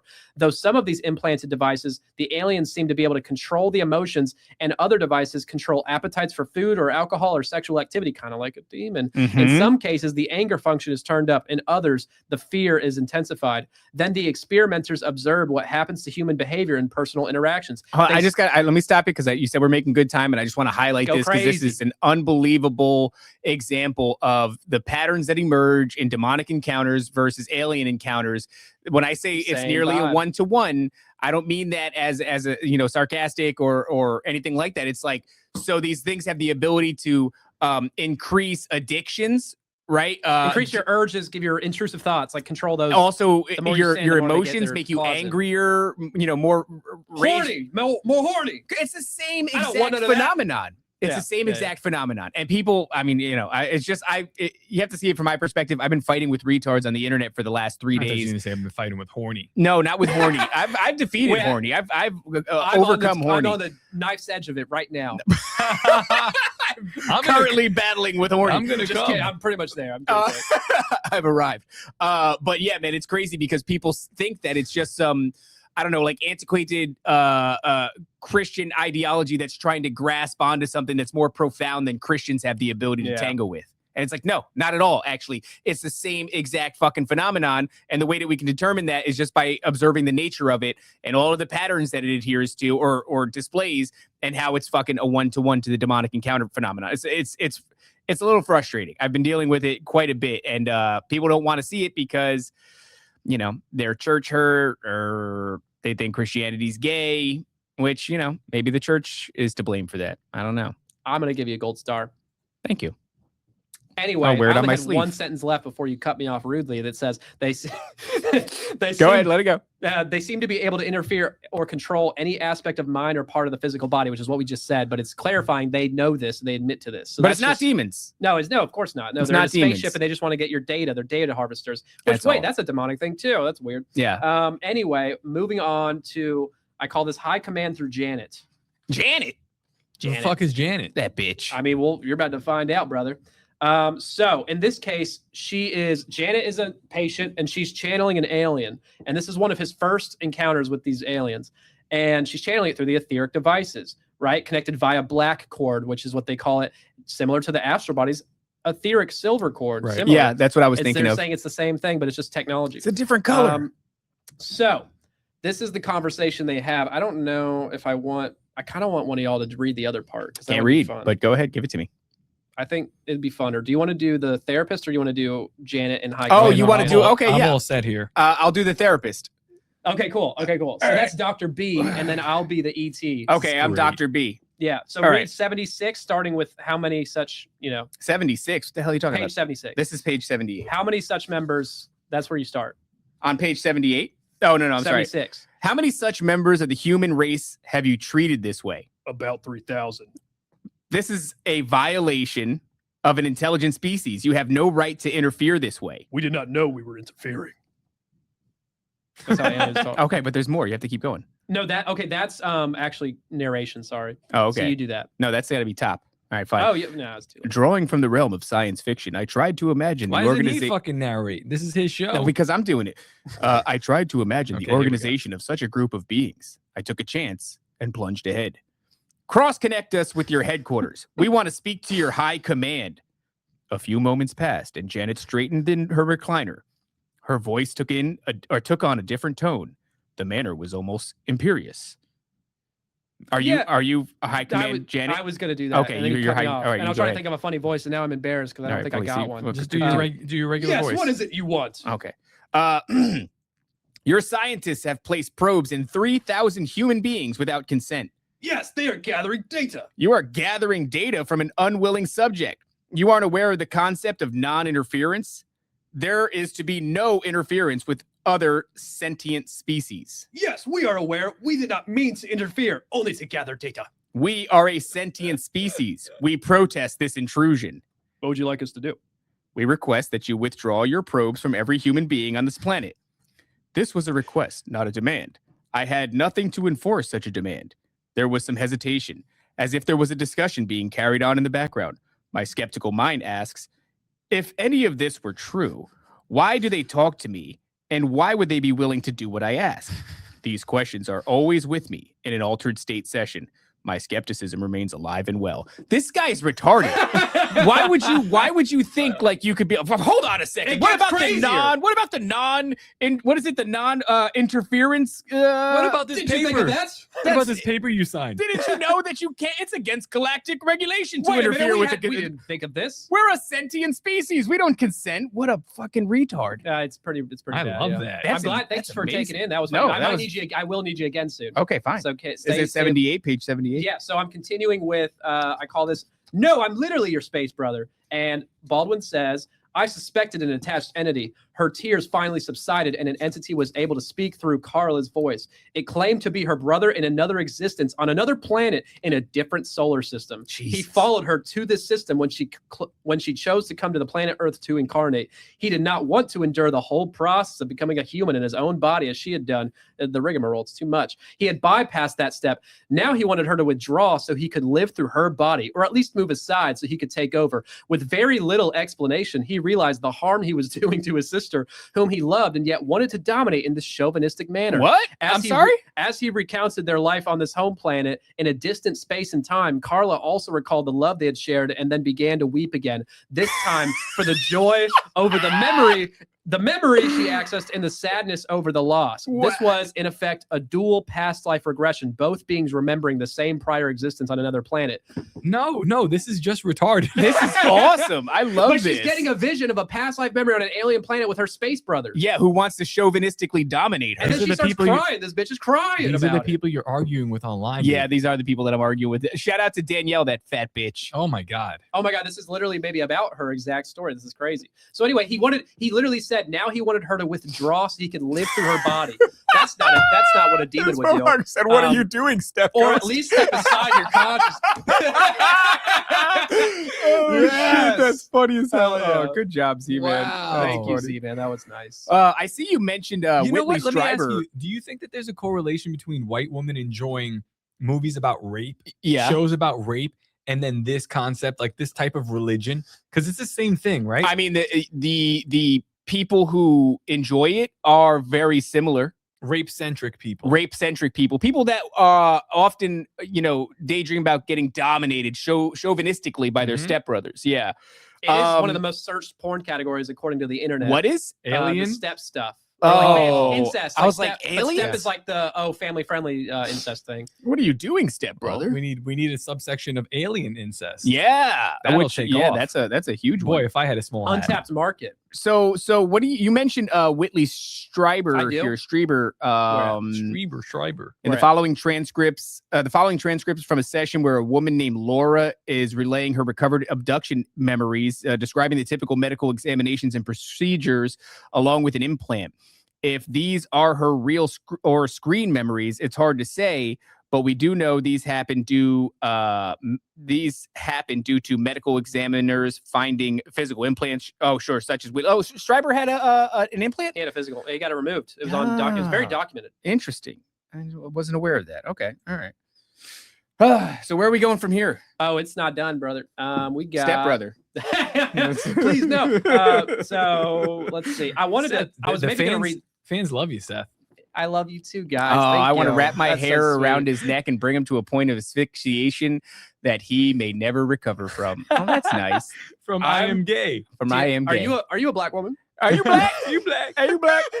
Amazing. Because I'll take you up on that. I almost did braids today. I was so close. You almost did what? I looked Braids? really good in braids. Oh, I was gonna do braids before I cut all my hair For my off, sisters. but out I just there. there's a lot of them that watch the show. I know. I never did though. Okay, so where are we going now? We're going. All right. I was gonna read this one, but it's kind of long. We're just gonna summarize it. Basically, what happens in this one? So in this one, this alien's being channeled, and it is okay. No, it's a memory. It's a memory of an abduction. This lady's reliving a memory. So in a memory, you shouldn't have autonomy, right? Sure. But in this memory she's reliving, Dr. Baldwin asks her to try to communicate with the alien in the memory while she's reliving it. And guess what happens? That exactly happens. And she ends up having a conversation with this entity and it asks it to back off. An entity that's accessed through a memory. Yes, because it's their excuse for it is just like astral travel, how you can travel in time and there's no time. It's like remote viewing, how you can remote view the future or past, like with no problem. It's the same thing. They're saying, oh, you always did this and you were always going to do this. So it happened. So you did it in the future. So it happened in the past. But now It's time travel baloney. It's malarkey. This is like But remote viewing and then but it's time communicating travel, with yeah. something that's there. But you already were going to do it in the future, which is why it happened in the past is what they're saying. For fuck's sake, man. But People will time believe travel shit anything pushes but this. Jesus. Yeah, right. Like, it's crazy the shit that people are willing to believe. Like Jesus is just so much easier. My God. All right. I'm getting tired just like with the testimony. I mean, I enjoy the testimony. That's fucking fascinating. My goodness. All right. I'm having a good time. Where are we at? We are at, you know what? Where are we at time? Where are we at? No, we're good. It's an hour and 17. You know what? That's not bad at all. I got to make a piss. Continue making I'll pick a boring one. Okay. Relatively. Okay, so in this one, I'm just gonna read the excerpt. This is a conversation with an alien, of course. The alien expressed his longing to return to duty with his old crew. He was like lost in space. The narrative of his adventures was a shocking revelation. It seems the alien group would discover a planet they wanted, then make a drop on the major inhabited area, a bomb, like a nuke or something. This meant inflicting total devastation on a city or primary population center. They would then contact the leaders or rulers and declare they were taking over the planet. Any objections? If there was any resistance, the aliens would launch another drop. End of objections, no more resistance, take over the planet. Now, if you're not really aware of the alien lore and you have a very surface level view of what you think aliens would be like, you would probably consider something like that, where why would they waste all this time with elaborate infiltration via using people as proxies and doing all this elaborate long con stuff? Why not just do a bomb thing? That's so easy. And why haven't they done that? Because they're not aliens and they're Nephilim. But that's, it's just saying they're pushing that this happens in other planets. Now, where's the Galactic Federation that's supposedly protecting the stuff from happening? I imagine they'd be nearby and able to take care of this. And there's no such thing as time. It's all made up. So how can they not get to there in time? They're letting a whole planet get bombed? That's a shitty Galactic Federation if I ever heard of one. Do you have any questions, brother? No questions. Keep going. Yeah, that's right. Good answer. Yeah. All right. So I call this one Southern Hospitality is Universal. We always seek to connect with the highest ranking leader, the commander-in-chief, the space commander, crew leader, or the science officer, which can be summoned, and he will respond. Like they get to the alien in the lab, and then they say, hey, cross-connect us to high command or whatever. They literally say these things, as you know. And they will always answer the phone. But I got to get back to the quote. So he says, and they will respond, this always surprises me. Why do they bother to answer my questions? Lines of communication seem to exist between all members of this alien bureaucracy. As they speak, the client can repeat the words in our language. They may reveal that they are under orders and are part of a fleet of several such craft on similar missions around the Earth. They can cross-connect with the deep space station, base headquarters on their homeworld, or their ruling body, whether it's a military cabal or a civilian council. The client can repeat the words of the alien leaders as they respond. In an altered state, this kind of channeling is easily accomplished. In a number of these cases, the base commander has acknowledged the intrusion and agreed to remove the technicians, the equipment, probes, communication devices, any implants, etc.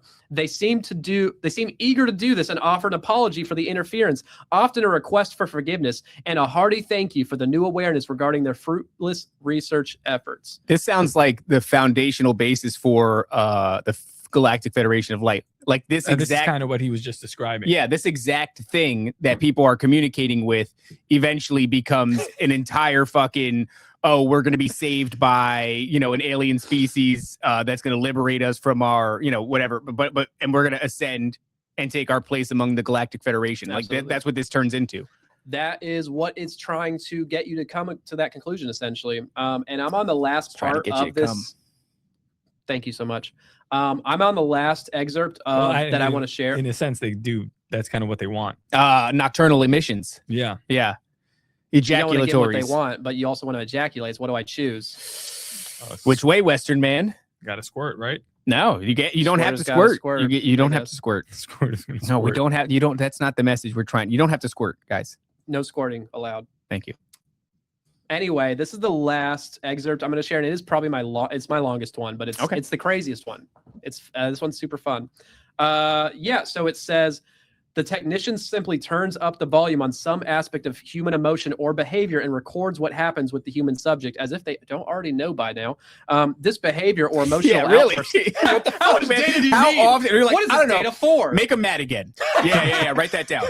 Yeah. They got divorced? Like, what the fuck? I didn't see that coming. He beat his kid. They got divorced. Yeah, write that down. Take that down. Come on, dude. He says this behavior or emotional outburst causes anguish in the human. This is the desired result. The anguish is the underlying goal of the project. And this is where he's at the end of the book coming to conclusions that it's actually deeper than data. It's about loosh harvesting. He says the energy emanation of the anguish of the human suffering is harvested by the DFEs. It is used as energy, sustenance, food. It seems the experiment is a cover for the activity of the DFEs. This is the true purpose of the research conducted by the aliens. In most such cases of ET attachment where such group is operating, the ship captain or the base commander may be evasive, deceitful, even defiant, and refuse to move the intrusive devices of alien beings. They will usually divulge information that there is a high dark being who controls their people. A client will usually describe a sinister and menacing dark figure on the craft, clearly exerting powerful control and always situated near the ship's captain. A visual is constant in this scenario. This is just a weird ass Star Trek. Imagine like this whatever it is, like the Space Voyager team, where it's just showing up to alien species and like making them mad and making them squirt. Like that's a much stranger show than just regular. It was a Starship Enterprise. I'm sorry, not the Voyager. This is why you're the host. I don't, because I can't remember the name of. I actually have never watched Star Trek. Wait, what did you just say? Me or him? I don't know. You. What are you saying? 11. I'm confused. Let's continue. That was stupid. All right. So, continuing, he says the ET technician is usually unaware of the dark influence. The commander of the spacecraft is conscious of the dark presence in only about half of such cases. Many cases of this, by the way. The ruling council members on the homeworld are aware of the dark lords in charge at various levels. They acknowledge that they or their predecessors in the council struck an alliance with the dark forces long ago. Sounds familiar? For the purpose of gaining personal and political power. What? However, once that dark contract was established, the DFEs took power over the council. The DFEs assumed ownership of the alien civilization, and there was nothing that could be done about it. The council members usually range from 3 to 11 in number, though once it was reported a Senate of 1,800 council members are grateful for the assistance in separating themselves and their citizens from the DFEs. With the assistance of many light beings, we facilitate a total removal of DFEs from the lowest DFE to the attached to the ET technicians through the dark lords on the craft, the high level dark beings wielding power over the council members and the overseers or enforcers who lurk behind the scenes. After the release of the DFEs from their civilization, the council gladly orders the removal of the implants, monitors, communication devices, various and assorted headbands and skull caps, and the ET technicians. They order the return of all the craft orbiting this world and any other, and the space stations involved in this hideous project. A tremendous piece of work is completed in a very short time. The effect on consciousness can't be measured. He's exercising entire planets dozens of times. Entire planets exorcisms. Jeez, man. And I do a hilarious bit about it for like a page after that. So you better buy the book because it's so fun. I mean, it just seems so profoundly retarded. It's not that but people are getting healed in it, so it seems convincing it to that degree. Right. And then there's like this like hero aspect, like you're doing something good. Oh, so yeah. thereby you should Your keep ego, doing it. I go on a whole page about how his ego is out of control. You're after that. special. And You're he gets special. multiple wives, and he doesn't do a catch with his son because he's exercising, Space Billy. It's a whole thing, man. It's remarkable because, within the critique about Christianity, the critique is usually like, oh, you believe a guy rose from the dead. I don't think you can put any sort of limiter on people's capacity to believe in crazy shit. I don't think it's the crazy shit that's the problem. You know what I mean? I think it's just disdain for Christianity, because otherwise it's pretty evident to me, just based off of what the fuck you're reading, human beings will believe pretty much anything. Yeah. If it's profound enough, if it's healing during a crazy visual where you're channeling an entity, the only other conclusion you can come to is what I'm saying, which is too much for them to accept. So they'd rather accept the crazy stuff because it feels better. Oh, you got a real problem if you do accept what you're saying. So you're like, okay, this thing that I'm interacting with has the ability to fabricate this entire scenario. People doing these healings were mostly already New Agers and already spiritualists to a degree, and they already believed in the stuff because they read channeled books and astral travel stuff. A lot of them. Yeah. Right? So you got to keep in mind, they're already prepped. They had that foundation. They did. And they're giving you things that they think you'll accept, and all these people seem to accept it. So they, it's crazy, but the real world we live in is also almost equally crazy. No, I know. That's what I'm saying. Smaller scale. It's never because an idea is too wild, because people's ability to accept a wild idea can never be underestimated. We're willing to accept a lot, including exercising entire planets. That's pretty impressive. And like I said, very hard book to acquire. Maybe a PDF you can find, but I think if people read that thing, it'll show you just like what's it called? CEVI-CE6. Okay. Close Encounters of the Possession Kind. Man. And it's not a long book, and it's filled with crazy stuff like that. And I just took a few. But we are done with that. And guess what? It's Dan Duvall defamation trial time. All right, let's go. Let's kill Dan Duvall. Air horn. Yeah. I don't So know where it is. thank you. You gotta get a soundboard. We have a soundboard. It doesn't want to. There it Nancy, goes. where you at? There you That go. bitch. Delayed, but worth it. So, Dan Duvall, you're going to see a lot of parallels in the coming lore that I'm getting into. And we will talk about, I guess we should start with, so he's a Christian apparently, and he uses scripture to back up his actions, and it's very, very ambiguously done and loose. And he, like I said, he's doing the same operation, except instead of channeling through voice, it's the patient is telepathically communicating with these same entities, seeing visuals the whole time, communicating with them, and relaying the words back to Dan, who is then doing prayers and commands to angels and Jesus on the outside. Okay. So he usually starts out with asking them to invite Jesus into their inner world. He calls it inner world, but the inner world is just the current vision happening. And this is where you encounter these entities and can encounter them metaphysically instantly based on prompting. So the therapist prompts the right stuff. You say the right prayers, you get the right results. Sure. And he asked them to bring Jesus on the scene so that he can help in the deliverance process and angels. But we'll get into the specifics. So one thing he talks about is cosmic soul trafficking. Now, not your soul, but your soul fragments. Remember soul fragments from earlier? It's the same thing. This is actually an episode that he did with Merkel not that long ago. Oh, yeah. And I kind of peripherally heard, I think it was listening to it while I was doing something. So it's like, you passively listen to an episode. Yeah.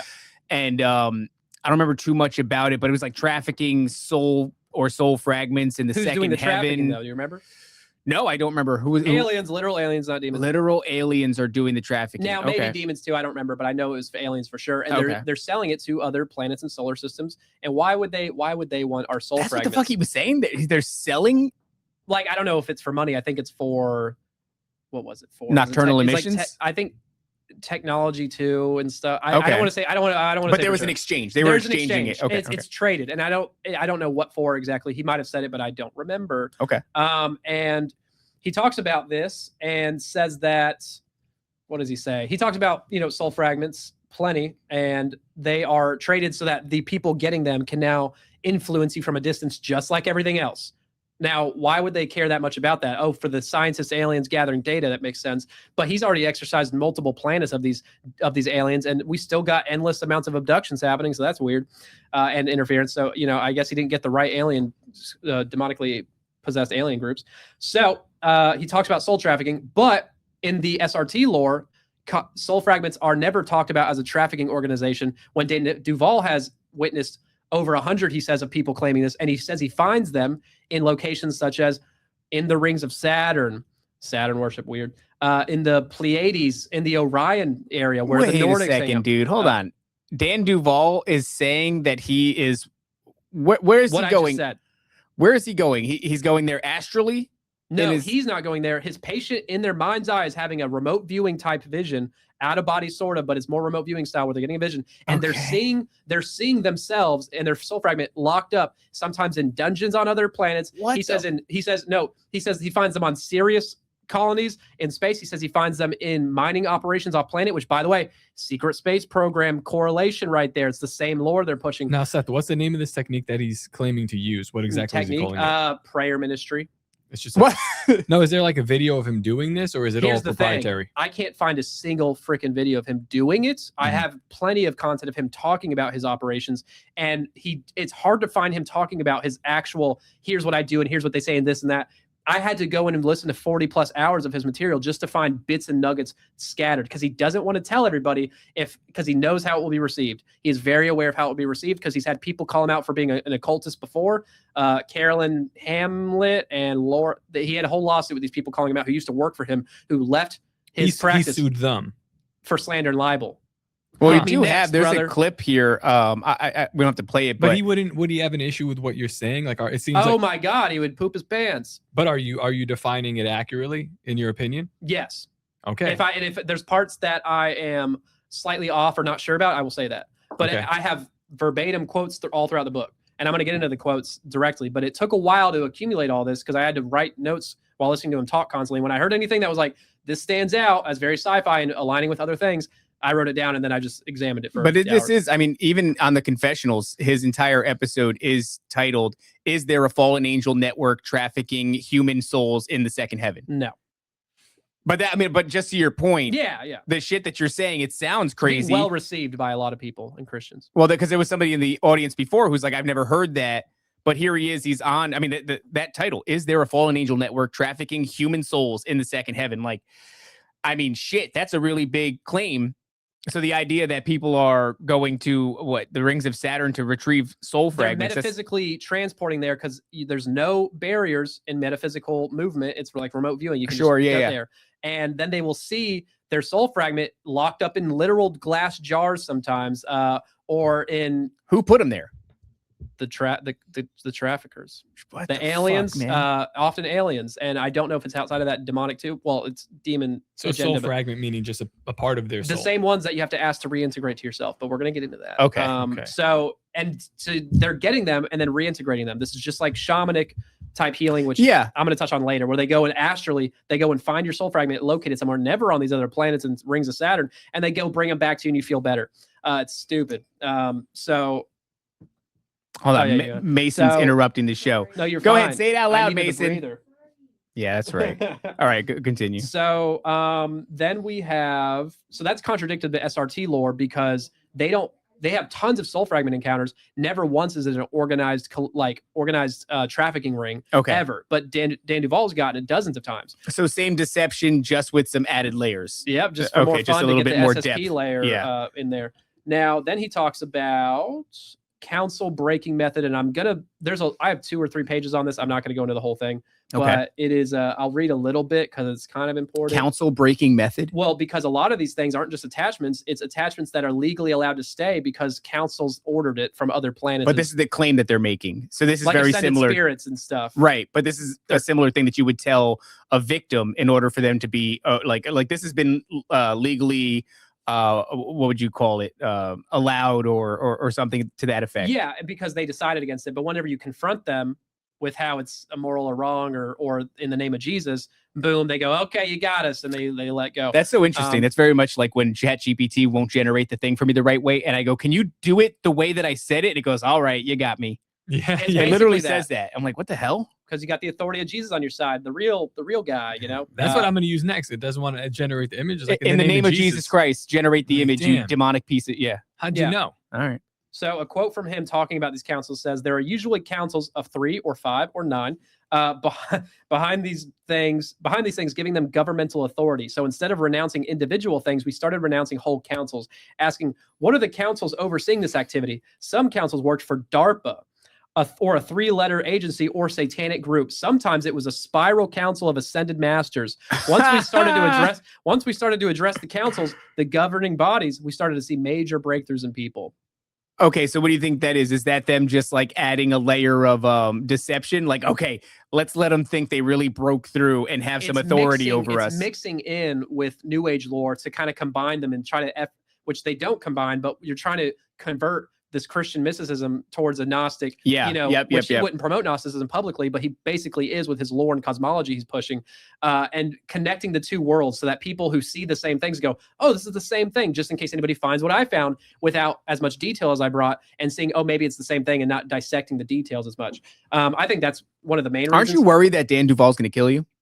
He does seem like the type. But, I'm either protected by God for this divine mission, or I'm a dangerous retard who's going to be killed. And that's okay. What if you asked for it in a past life? That's true. You might have consented this to a past. This might be part of the plan. And everything's part of the plan. Amen. So why are you complaining?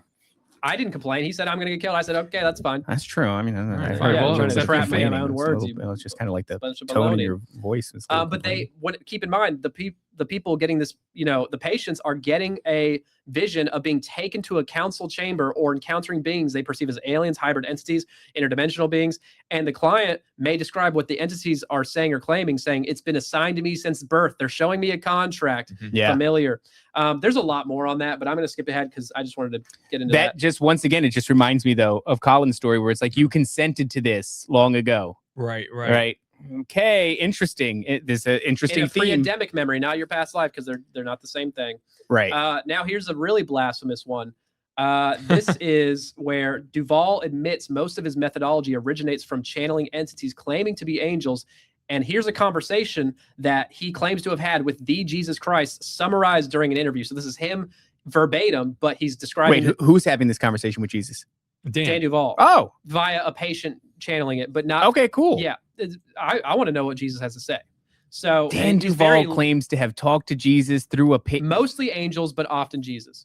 Now this is Dan verbatim in the interview, but he's relaying the conversation in a shortened way. Okay. So he says, "Is Phil, which is the patient's alter, actually part of this patient's identity?" And then Jesus says, "No." And then Dan says, "Is Phil an angel?" Jesus says, "Yes." You mean to tell me I've been getting dynamics of programming, alters, and how to address certain issues explained to me by over months by an angel? Whoa. After that, I started to meet many more, and other people that I would sit down with would have different angels that would come forward. Jeez, man. So he's getting his methodology from angels and Jesus Sure. over many months and admits to that. Now, if these methods are Bologna, then that means use a bitch and we're going to kill you. Right. So... I just felt that that's important because people don't know he's channeling Jesus, and I think everybody should know how important he is. Yeah, that's I think that a lot of people, Christians that that are kind of riding with this guy's ideologies here, if you heard that, that might put a good, a healthy pause in your steps towards At the him. very least, and if it doesn't, then you That's got a the lot of thing. problems you're going to deal with. He's presented it in such a way where like he gives you just enough information to kind of give you this fascinating stuff, but never really tell you what he thinks. Which is, I mean, He skirts around topics expertly in a way that I think is like intentional because I think he's nefarious, like I said. he's controlling the narrative. Like he goes on a show, he just says, "We're going to talk about this," and he just keeps talking about it. Boom, boom, No, boom, boom. I got to No, go no, back and listen But to that it's- episode. It's smart. No, that's what he did. That's what he's done with Merkel. Every time he goes on, he's like, "This is what we're going to talk about," and he's just like a train ride, going. So there's never any questioning about what did you just say, what Yeah. you mean by this. It's when I listened to it, I was just kind of like, "Oh, that's an interesting topic," but I don't know much else about this guy's ideology or his theology or whatever, where he's really coming from. Yeah. So it's crazy when you start to like piece it together, you get a lawsuit. Tony the Man. Astral's fake. Please have me on. That's interesting. So where are we going? Okay, that's a fun one. And then, he talks about, I'll shorten it, but he talks about these soul fragments, and whenever you get them or you channel them, if they're not cartel hijacked or either way, you have to, ask them to reintegrate with you. It's a consent thing, and you ask them to, and that way your soul can be, cleaned up and full. And otherwise, you're going to have a broken soul. So that's a fantastic thing because throughout the schizophrenic phenomenon, the worst thing for the patient is to identify with the voices and believe that they're part of themselves. And once you believe that it's part of yourself, this thing gets a deeper grip on you, and then can influence you more. So if you're going around to these soul fragments and identifying it with a part of yourself and then asking it to integrate with you, and it's not you, you're gonna have a real fucking problem. Yeah, you're just merging deeper every time to different degrees, I'm sure, but it's definitely a way for them to get their claws in to influence you more, if not fully possess you eventually. But usually partial possession, like full possession, takes years, unless you are actively giving it up, as some people do, which they are kind of giving up a lot of their power when they do this. So then we got, this is one of talking about the integration thing. This is when Dan Duvall did his own integration. Oh, okay. He talks about this on the podcast, and I have. Did he go to the rings of Saturn and ask the fucking soul fragments to rejoin him? I'm going to do this by memory. Let's see if I get this right. He talks about one day early in his career of doing this, he feels entity presence very, very strongly intuitively. He doesn't see anything, but he feels it so strongly. He feels that it's 12 feet tall and his head is going through the roof of his home. He says Okay. that. And he says that he thought he was going to hear it speak coming down at him from above, but he hears it speak coming from his heart from below because it's merged with you, stupid. And that's an impression it's putting on you. So he feels this. And then the entity says things validating, like knowing that he channeled Jesus recently. And he's like, he was saying all the things I channeled with Jesus recently. He maybe not using the word channeled, but he would have these prayer journals where he prays to Jesus and then gets information back. Is it automatic writing or is it just intuitive knowing from merging with demons? It doesn't totally matter, but it's one of the two. But Actually, if this thing knows, is it just because it's part of this demonic hive mind? Yeah, and he's like, how could you know if you're not, The fuck? Like, it's so, yeah, any I know. Christian has a decent grasp on the notion of familiar spirits. Something interesting. The new season of the telepathy tapes. I think episode. There's a new 8. okay. Yeah, there's a Really? season 2. They focus a little bit on what did you call that? Autodidactic writing or channeled writing kind Yeah. of. not a- Yeah. Yeah, they're actually doing that. Not just spelling where like the parent is touching, but like it's very strange. So It's borderline Ouija boards. Yeah. Human, and I don't feel great about. Is this a lot the of idea where you're just kind of like moving the pen around They're until something starts channeling. coming? They're like pressing a letter usually and spelling out by picking letters. Oh. that's spelling. Oh. What I'm talking about is the channeled writing. It's just like they're channeling, but instead of prophesying or communicating verbally, they're doing it through the writing. Yeah. the lady. Well, that's in St. automatic Thomas writing with- if it's not them. automatic writing is If what, it's a spirit that's taken over, which they'll admit That's to, so I'm sure. crazy. So they're introducing, they're reintroducing automatic writing, but instead of some sort of channeling thing, it's because look at the miracle of these nonverbal kids. Yeah, it's all being it's just like lightweight Gnosticism or New Age shit that's being That's given to you fascinating. with autistic children. That's right. It's pretty dark. Uh-huh. So this 12-foot entity he hears coming from his heart, and it's telling him things that how could he know? Because he's telling him things that Jesus was How telling could him. he know?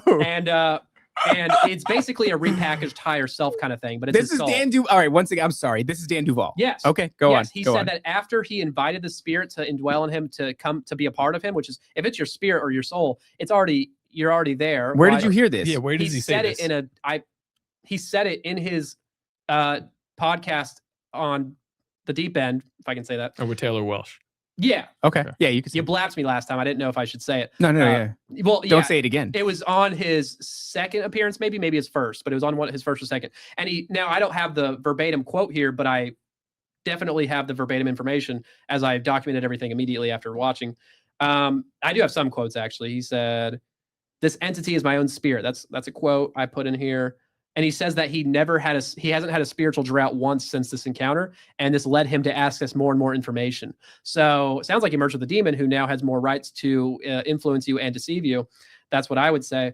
And that happened many years ago. I think over a decade. I could be wrong. I mean, what a foolish thing though. Like, so this 12-foot tall spiritual entity that talked to me from my heart knew the things that I said or that were said to me by Jesus when I channeled them through this patient or whatever, this other individual, I think right? this was information he got in his own prayers, where it could have been automatic writing he was doing because it sounds like it, or it could have been just intuitive knowing coming from that. It's not coming This from God. is alarming. I mean, that's very genuinely for alarming. people that I mean, if he really did say this, and you said in his Now, was this interview from a with the year Deep ago? End. This is his episode a year ago. He has 2 episodes from around that time, and it was the first or second one. I don't remember which. And he has 2 more in the last few months that came out pretty recent. Wow. I've watched a lot of his. Now, some of this information is coming from his other videos that aren't in interviews, that are his like training seminars. Sorry. That's Right. okay. Oh, that's him. So yeah, what was I saying? So what's even more problematic is he's training his students to do exactly this. He is, and now keep in mind, he said the other week he has over a few hundred current students right now learning this exact methodology. He's about to be teaching over 1,000. That's what he said. Specifically, the methodology of reintegration. This whole thing. This whole thing. To Okay. be healing others through this practice, which includes. Damn, which dude. and he says, what does he say? I got to make sure I'm getting this right. It's funny that it's 12 feet tall. I know. He's a dead big, Nephilim. oh my gosh. Just I didn't even reintegrating catch with that. this dead Nephilim. That's Come on, bro. hilarious. What the hell? Yeah, and he tells people to make sure they're integrating with their soul or with their spirit, not their spirit guides, their spirit.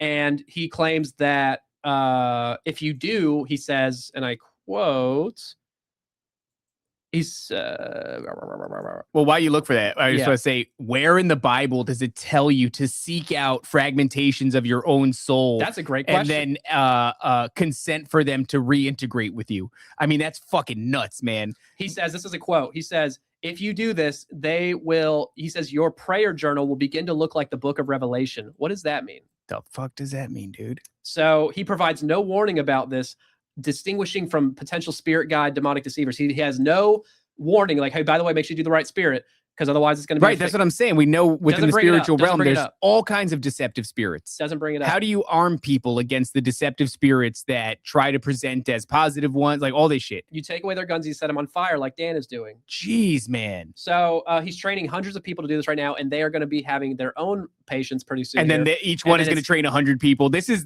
why we need to get this fucking viral, guys, right now. this is crazy. It's a pyramid scheme of demonic possession. Yes, and it's pretty smart. And It it's in is. the I name mean, of it's Christianity. clever. I'm going to remind you guys again, but before I forget, by the end of this, That's please, nuts. if you guys like what you're hearing and you want to be helping out and stop people from getting possessed, please spam post this video on Dan Duvall YouTube videos, any kind, any interviews, and email whoever you need to get them seen, because this is very dangerous and we got to stop it. And I need to get sued. That's so insane, though. I mean, no, I mean, if he's saying these things, you know, that's a huge problem, man.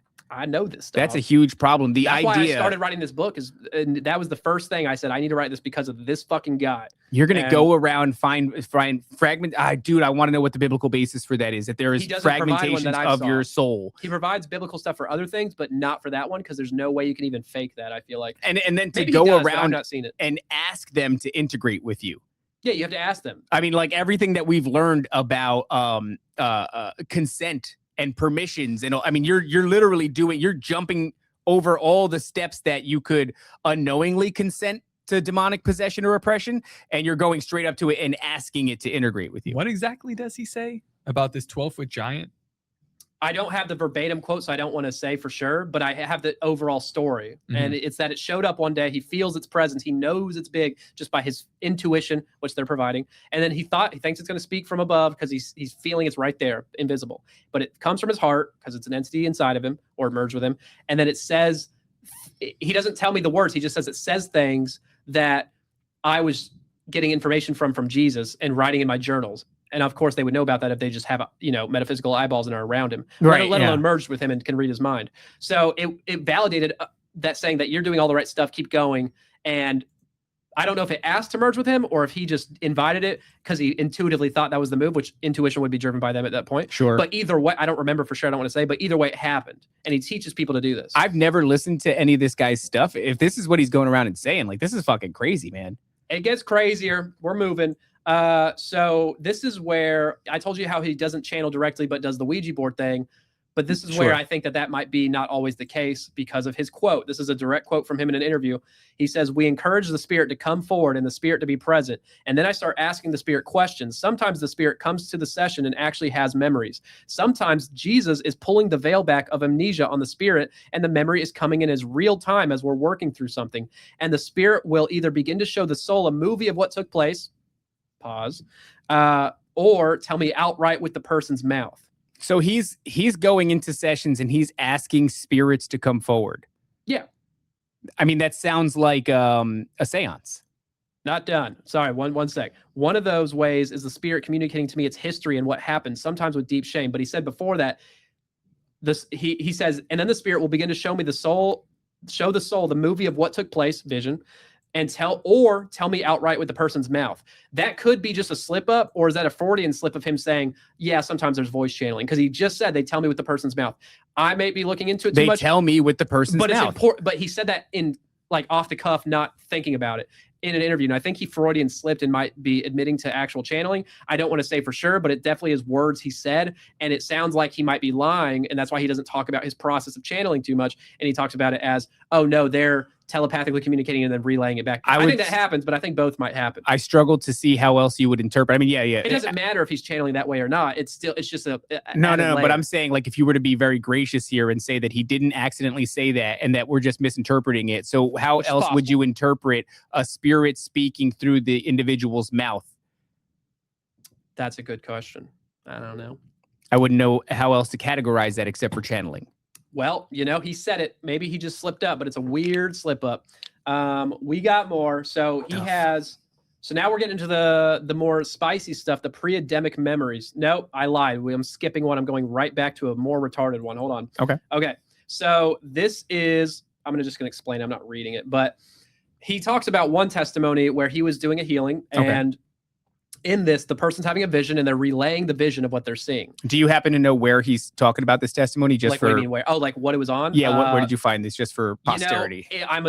I'm 99% sure it was from one of those first two deep end podcasts. Okay, so the same. It was one of the first two. Okay. And I'm like 100% sure. Okay. So I don't always put that down, but I know my sources in here. So he says that as the session's happening, the person in their mind's eye, in their inner world, is seeing this massive fire demon, quote, that's the end of the quote, in their inner world, and Jesus and Dan and the angels are working on the deliverance from the outside as praying. So Dan's praying. I actually think I have this here.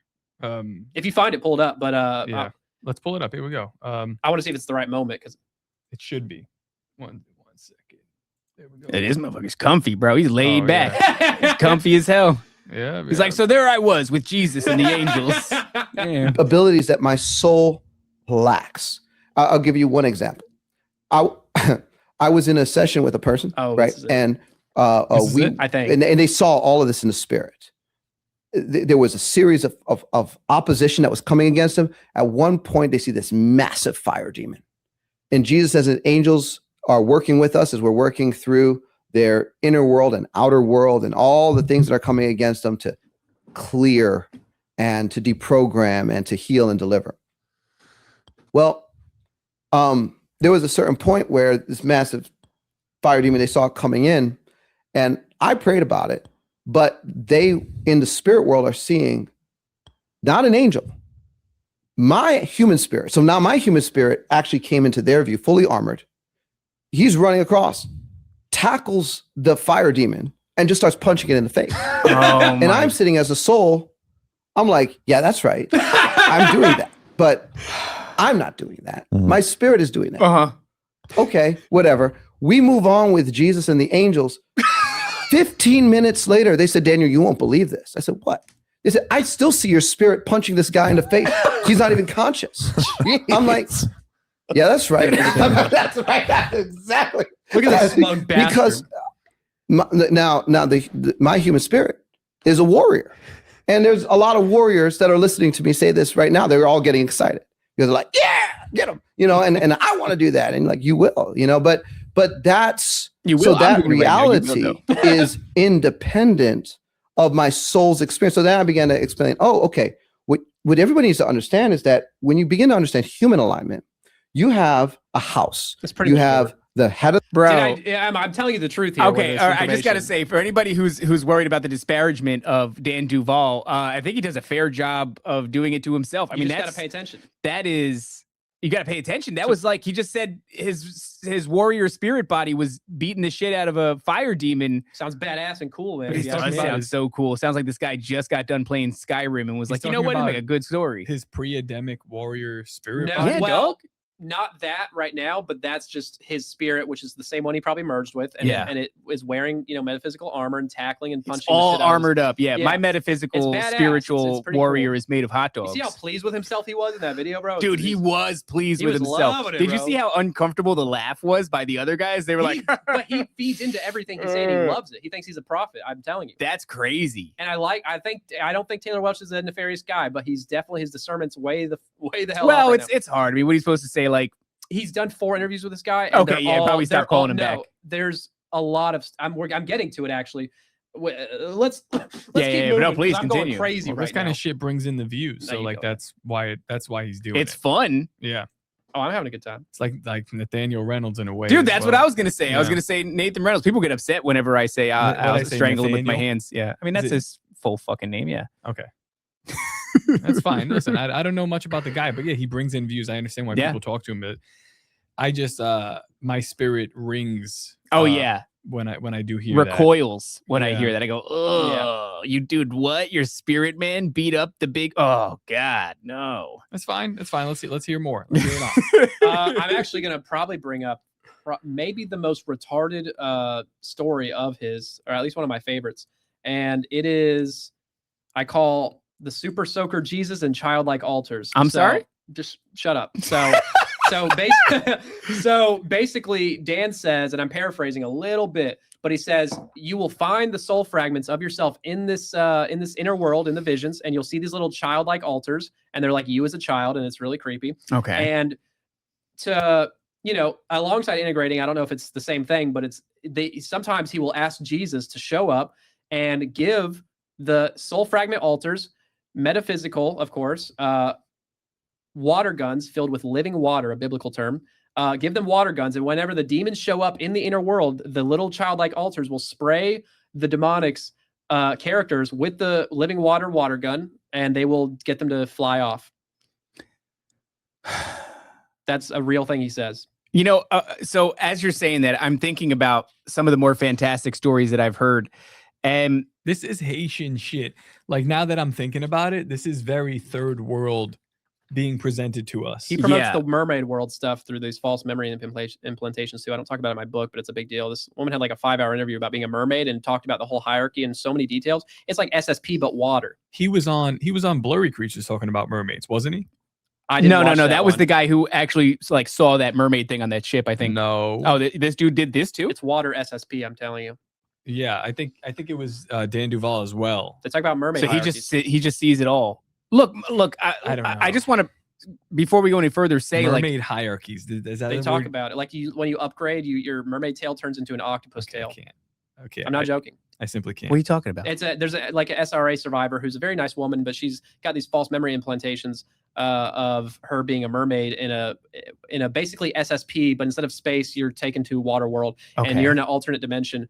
And it's You like get a, octopus tail. All right. See after that, you level up. They're She saying was doing yeah, missions. blurry episode. Just like the SSP people do missions to find Okay. stuff, she was doing mermaid missions. And she has memories of this, and she's real. She's not making it up. She's has the memories, but they're not real. They're implanted. And a few people have these, and they're 5 hours of a very serious, dark interview. It is not, she's not acting. Like, I believed her intentions for sure.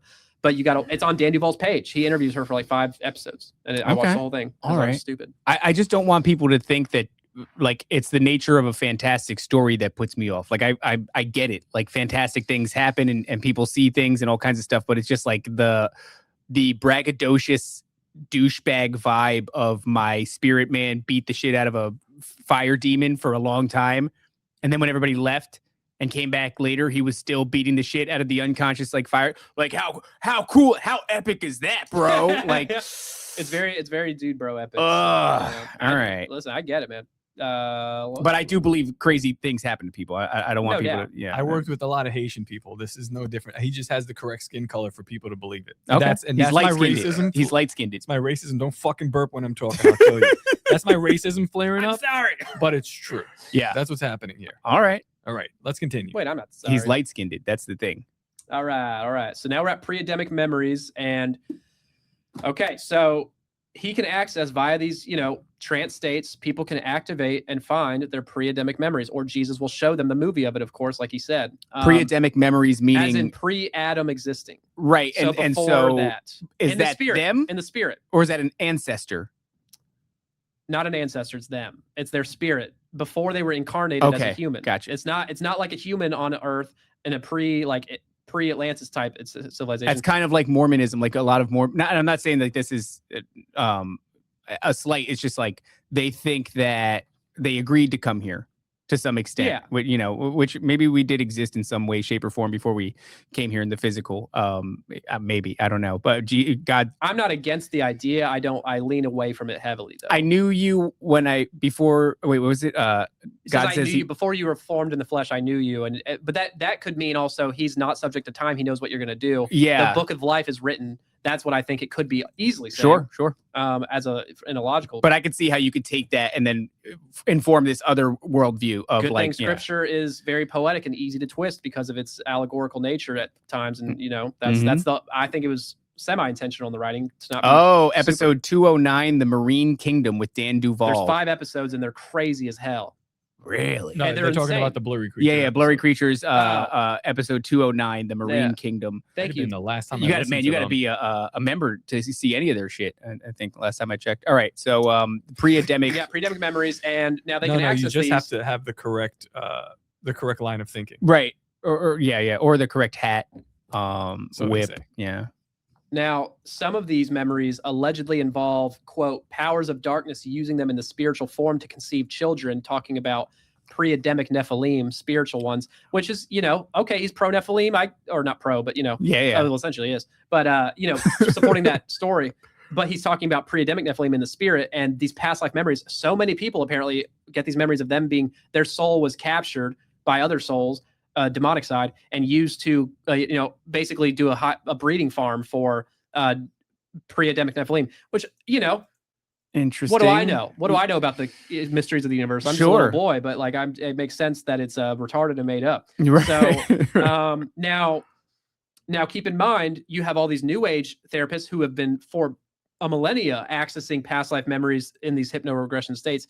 Not one of them I've seen anywhere has ever talked about a pre-Adamic soul memory ever.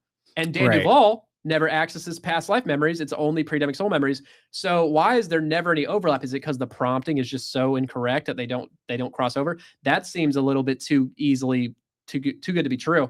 Now, an important note here It's funny what a slight twist that is, though. Like, this guy's not going to buy into like reincarnation. No, so that's like stupid. pre-Adamic, let's just do pre-Adamic civilizations. That'll No, work exactly. And I'm going to get back to that in a minute of his explanation for past life memories, because I've never heard him address it until out. recently. It is also really funny to stand there and be like, reincarnation is bullshit, but pre-Adamic civilizations, now there's something. You go, what the? Yeah. Also, Alberino is big into pre-Adamic Yes. civilizations, is he not? I'm pretty sure that he is. Yeah, both very influential figures right now for Christians. Yeah. He believes in pre-Adamic civilizations. He believes in He believes heaven is in the center of the universe physically, and we can access it via spaceship. yeah, and that Alberino previously Yes. existed on Mars, and I there was a guarantee great angelic war or something like that took place on Mars, and or some sort of a gigantic war. I don't know if it Cydonia, yeah. was- all right, well, I don't subscribe to it. I'm a young earther, baby. yeah. OG. So yeah, the pre-Adamic thing is problematic, and he has a book that just came out about it, and I have not read it. It came out, obviously before I wrote my book, or no, after I wrote my book, very recently, and I left a very nasty review on it, 1 star. So please like that review on Amazon, by the way, because nobody is, and it's very eloquent. And yeah, and what was I saying? So he accesses those and doesn't access past life memories. And I'll just tell you the explanation he has for past life memories, because I just heard him talk about this in the last episode from 2 weeks ago in front of an audience on Deep End.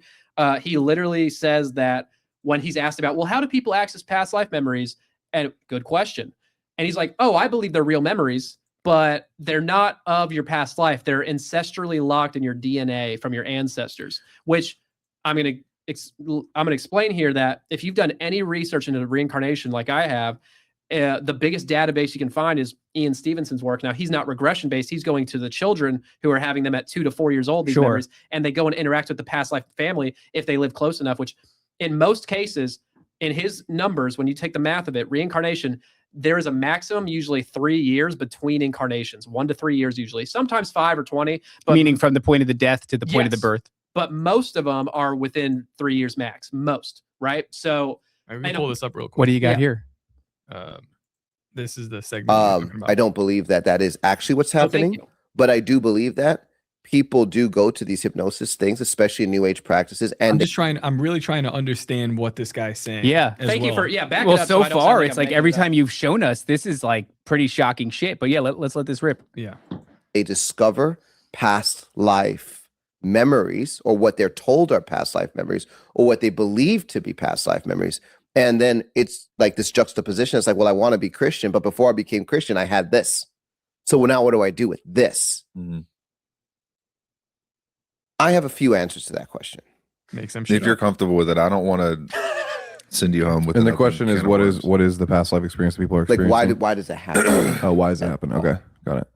Number one, the first one is, I believe that memories are passed down through the DNA.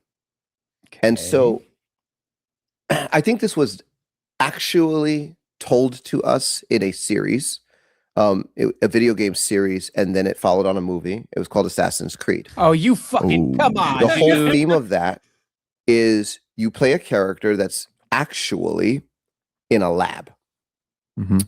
but they get hooked up to a machine, and then the character is experiencing the life of their ancient ancestor as they're looking for certain artifacts or important documents in history where stuff was. So you have to, as the character in the game, somehow find a way to stay synchronized to the memory of the ancestor. And if you desynchronize, then it's game over. But it's like you're basically, the whole game is a process of recovering memories that actually are in the DNA of the main character that's actually in a lab. This guy Then they is made a very movie much about just it. like me if I was Same a little theme. bit dumber. Um, Or actually a little bit I don't smarter. think I don't that's- know, If and you believed were- it. If you were a little smarter, you'd be on the deep end. Well, yeah, if I was a little bit smarter and believed in my own shit, then this guy would be me. Man, that's okay. All right. Now, to say that is absolutely dumb and stupid because you're not accounting for any of the actual research and reincarnation, which adds a whole. And I explain away reincarnation my own way in part 3 we're having coming up in the future, maybe. Yeah, you were But saying that there's usually a delay about 3 there's years. 1 to 3 years now, and also they're usually not always, but within 100 miles or so of the last person because they want it to be close by, so you can come visit and then you can verify it with more evidence. That's An what, that's the individual operation. story that I know of is a little boy who I believe he was in Scotland somewhere. Long story short, says he remembers dying, drowning, and says he had a dog, says he had a sister, says he had a mom and a dad. This is what his house looked like. They found it, they verified it not long ago, probably within the similar time frame. They did lose a son. He did drown because their home was coastal and it was right next to the ocean. And still, the family was there: the sister, the mom, and the dad. And that's a very compelling story, man. Oh, it's very compelling. And like I said, I have a whole bunch of notes here, and I'm ready to.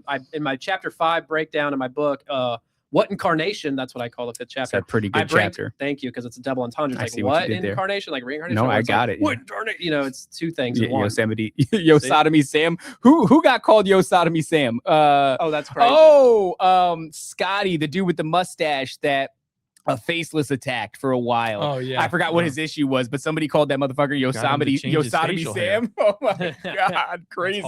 Okay, so go. What in card? In that chapter, I've spent like 80 pages breaking down the reincarnation lore and evidence from regression and children's past life memories and the birthmark. I address the birthmark thing here. I'm not doing it today. Save it, or buy the book. But I address how all of that's explainable under the shenanigans model of the freaking vision control and impression, and how permission-based, opening yourself up to these things is explaining it. And the birthmark thing is literally just. Oh, by the way, it wasn't Yosotomy Sam. It was Foghorn Leghorn. That said, what in tarnation? That's fun. That big ass chicken. I'm a big chicken. Thank you. That's the guy that said that. But anyway, back to the Duvall thing. He says it's from your ancestral DNA, but there's absolutely. No, you could just leave it. You can just leave it. So he says that there is this, it's from ancestral DNA, which means your past life memories have to be coming from your ancestors and it can't be outside the family. Now, all of these reincarnation memories, some of them are in the family, but the vast majority are people living 100 miles away, sometimes across continents, often, but usually within 100 miles in a totally different family. And they're people, there's no. Right. They're not related. Yeah. They're fucking strangers. No, exactly. Yeah, so for the ancestral DNA, also all the memories would have to be ancient. The memories are all their past life, which is right there. Do we have a gunshot noise? Because that right there puts a dramatic hole in what Dan Duvall just said. And they don't address any of that. So. Because past life regression has to do with your ancestral bloodline, but over and over again, we have these instances, whatever they are. The data doesn't support what he said even close. Right. Not even in regression or in the. You know what supports that? A fucking video game. A video game supports that. And undeserved confidence. That's crazy. Well, the way he's run into the same issue with the fucking guy Alberino. We were talking about first. He opens up talking about Marvel, and I go, "Oh, I think I said at one point that I think that Stranger Things nails this concept." And he goes, "We're talking about like media." Yeah. Like, and then later on, he's like Lord of the Rings and Star Wars or some shit like that. I'm like, okay, I guess whatever your bias towards your favorite show is. I don't want to shit on Dan for using this analogy. I think it's a bad analogy in general, but like, okay, it's okay to use media in general, because a lot of times this stuff does have these kind of weird roots. But that is a really excellent way to put a hole in that theory, is just that when you look at these instances, it doesn't have to be the family. They're just separated by long distances and they're unrelated. So in that instance, when I research for 5 minutes of reincarnation lore and find out he was absolutely off, it doesn't make any sense. That's crazy. Yeah. It's so simple. And I'm like, nobody's even checking this man and saying anything in the comments. It's embarrassing. And I get freaking because it's your itching ears, right? It's a sexy idea. What? Assassin's Creed is real? What if I have like some sort of warrior in my history, dude, and I could be plugged in? I could beat the shit out of a fire demon. Well, let's go find out. Shit. Yep. Yeah, exactly. Man. All right. Are those two ideas correlated? The idea of him slapping around his what do you call it? Oh, that must have been his assassin ancestor. Yeah. Is that like? Is he correlating those ideas? No, I think we're just doing that to him. And the pre-Adamic. I think I asked you that already with the pre-Adamic memories. It's all over the place. It's hard to follow. I know it's. I don't know what he's talking about. This I'm being honest. No, and I respect that, because it took me a while to figure it out, because I had to study this shit. And if you don't have an SRT understanding like I do, and I wrote about, it's going to be hard to get the rest of this, which is why I started with that stuff, because you have to start with it. And it's already hard enough just that. Yeah. But I had to start with that so that you can see the comparisons here. Look, and there's nothing necessarily wrong with saying like you want to. Here's a cool idea, right? Yeah, There's nothing and- wrong with saying that, but what the problem comes in when you're now coaching people. This is your world. No. Coaching a So ton of my thing is that it's not. I'm not doubting the veracity of it. I understand that this is nonsense. What I'm doubting is like I don't even understand the logic as if I did believe it. You understand? Yeah, like if I wanted to believe this, how would I go about doing that? Yeah, that's what I'm trying Where's to the- like. Where's the trace- structure here?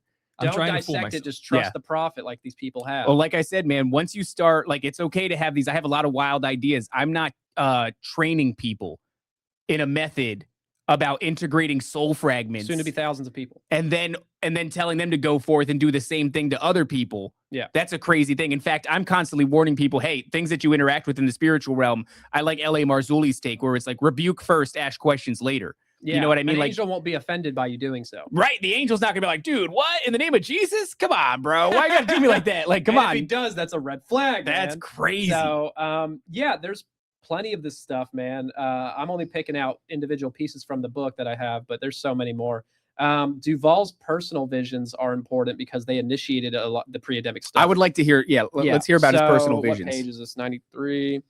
It's not an excerpt. Which, I'm like, reading. recently I told people I saw a little black alien in the woods. Like, I'm not past people seeing crazy shit. Like, that's not the problem here. I think a lot of the problem comes from, this whirlwind tour where you're training thousands. Like, that's fucking nuts, man. And you're doing a thing that sounds a lot like inviting demons in. It couldn't be much other things, to be honest. So, in his personal visions, he said that this is what initiated his pre-Adamic whole journey, what started it early in his career doing this. And he says that he's sucked through a portal in a dream or a dream vision. Okay. And it's very, elaborate and vivid. And he's being sucked through and he's in space and he's floating in space and he sees this giant scroll open up. And this giant scroll starts zipping past him really fast to where he can't read everything, but he can read bits and pieces here and there. And they're basically discussing a pre-Adamic war, acts of heroism, acts of betrayal, different factions, all this historical pre-Adamic stuff in the spirit with these spirit beings, angels, demons, whatever, fallen angels, whatever you want to call them. And he's talking about just hearing bits and pieces of it, not fully getting the big picture, just enough to like dip your toe, but not enough to be, if they give him a whole story, then it might fall under its own legs, so they're giving him just bits.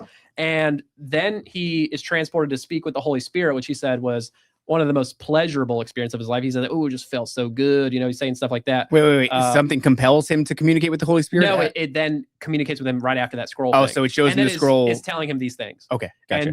And I get, he doesn't say verbatim, but it seems like it's guiding him to start this mission of exposing pre-Adamic memories, because that'll make us better Christians. It's interesting. When he talks about the Holy Spirit, does he when he talks about it feeling good, does he have any connotations with it being feminine? It's like a Jake Barber thing. I don't want to say for sure it's possible, but I don't, off the top of my nog, remember that. And I don't want to say anything that's illegally wrong. So It's just like, I mean, in the very Bible, safe, believe it or not. I know like God shows up as like a whirlwind of at one point and then No, it's- speaks to, who is that?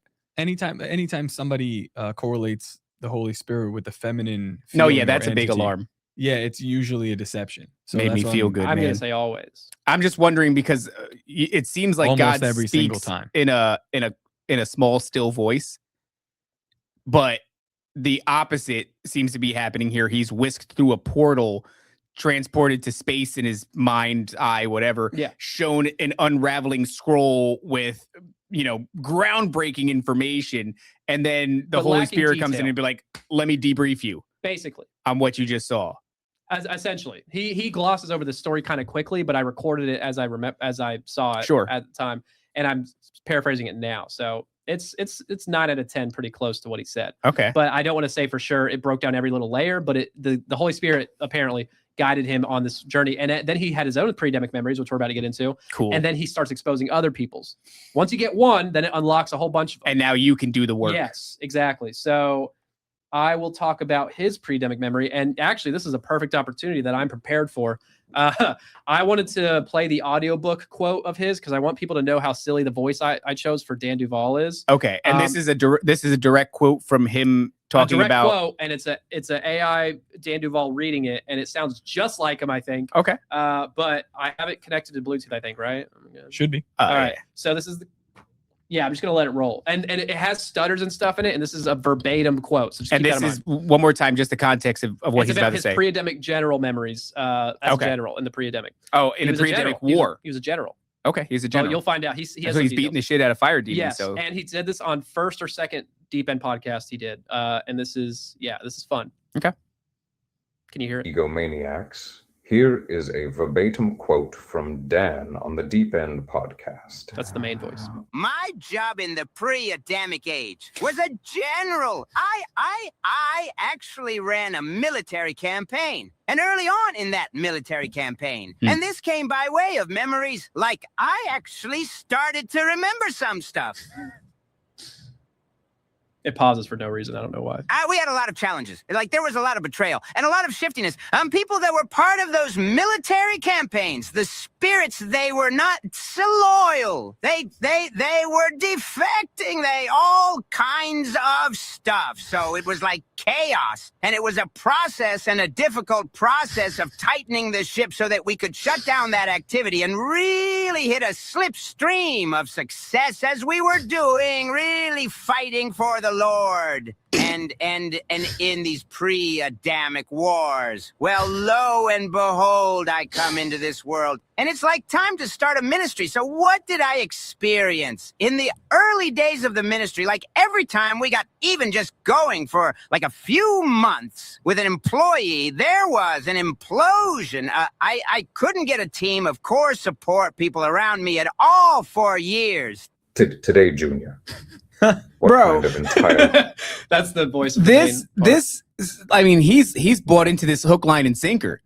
He's telling you about like the difficulties and how hard it was to like get good help, and every time we got a little traction, something got derailed. But we were like in the fight for the Lord, dude. Like, and he gives very few details on his actual memories, just saying generally he was a general, and it was a lot of problems and blah blah blah. And he stutters. He starts stuttering like he never has before, and that's why I include them because they're funny, but also because it shows he's not really confidently portraying this, which means he's either partially lying, but I don't think he's lying. I think he just doesn't want to share the details because it gets a little tricky to explain to people. That's what I was going to ask you. Do you think he's lying or I think I think he's getting these memories. I think he understands the perception maybe, and he doesn't want it to come off like it's coming off to me and to you guys right now. So he's being careful with the details he's exposing, keeping it very general. And that's exactly what I'm sensing from him every time I heard him on Merkel, at least, where it's kind of like he skirts around very specific topics that are implicatory in these things.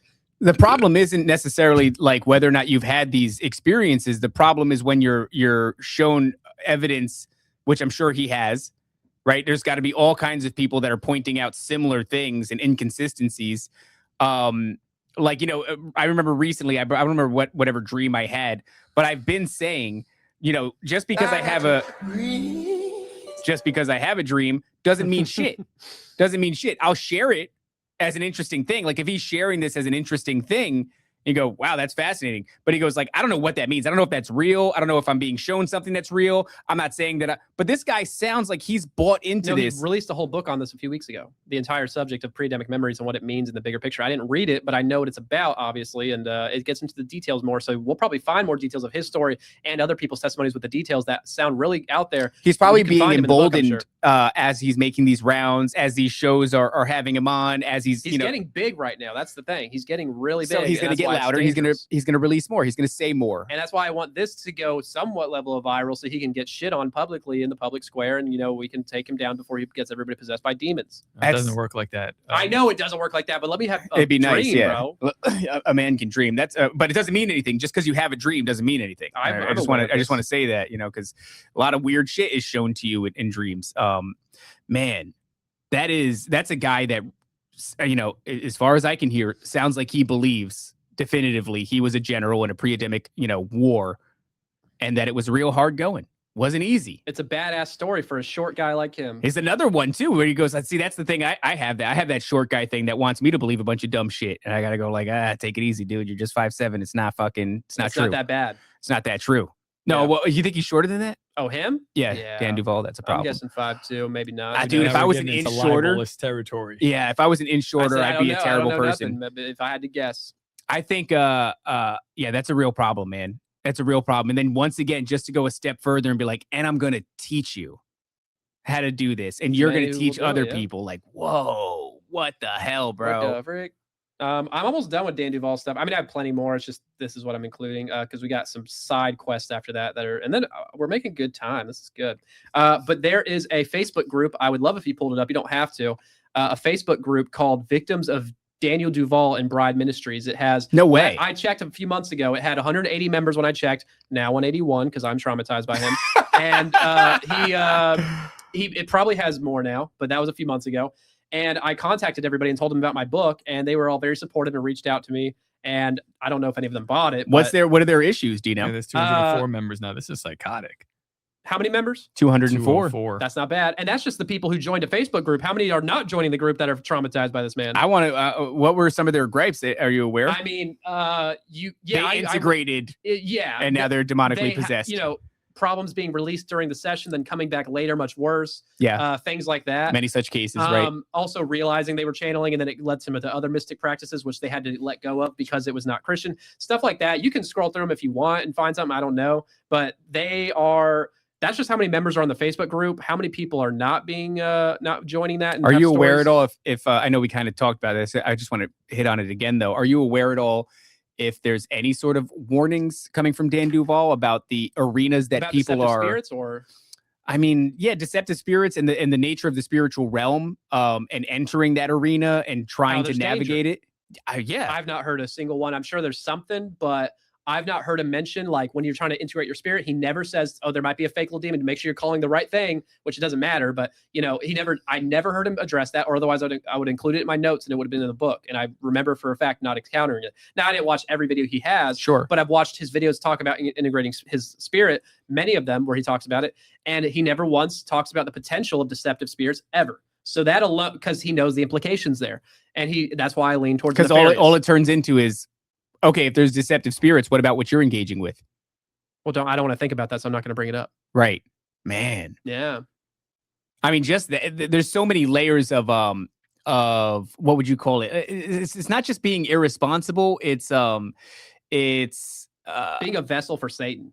I mean, I don't know if I want to say being a vessel for Satan, dude. That's fair, but it's like, yeah, man, you're leading countless people into this thing that you have no way of confirming is real, this pre-Adamic idea, and then integrating these soul fragments and while integrating literal aliens into the story and SSP lore, by the way, which is very Gnostic. Where I'm sitting, it's like every episode is about like the deceptive nature of the spiritual realm. Yeah. The deceptive nature of the alien phenomenon. Like this guy's kind of a douchebag.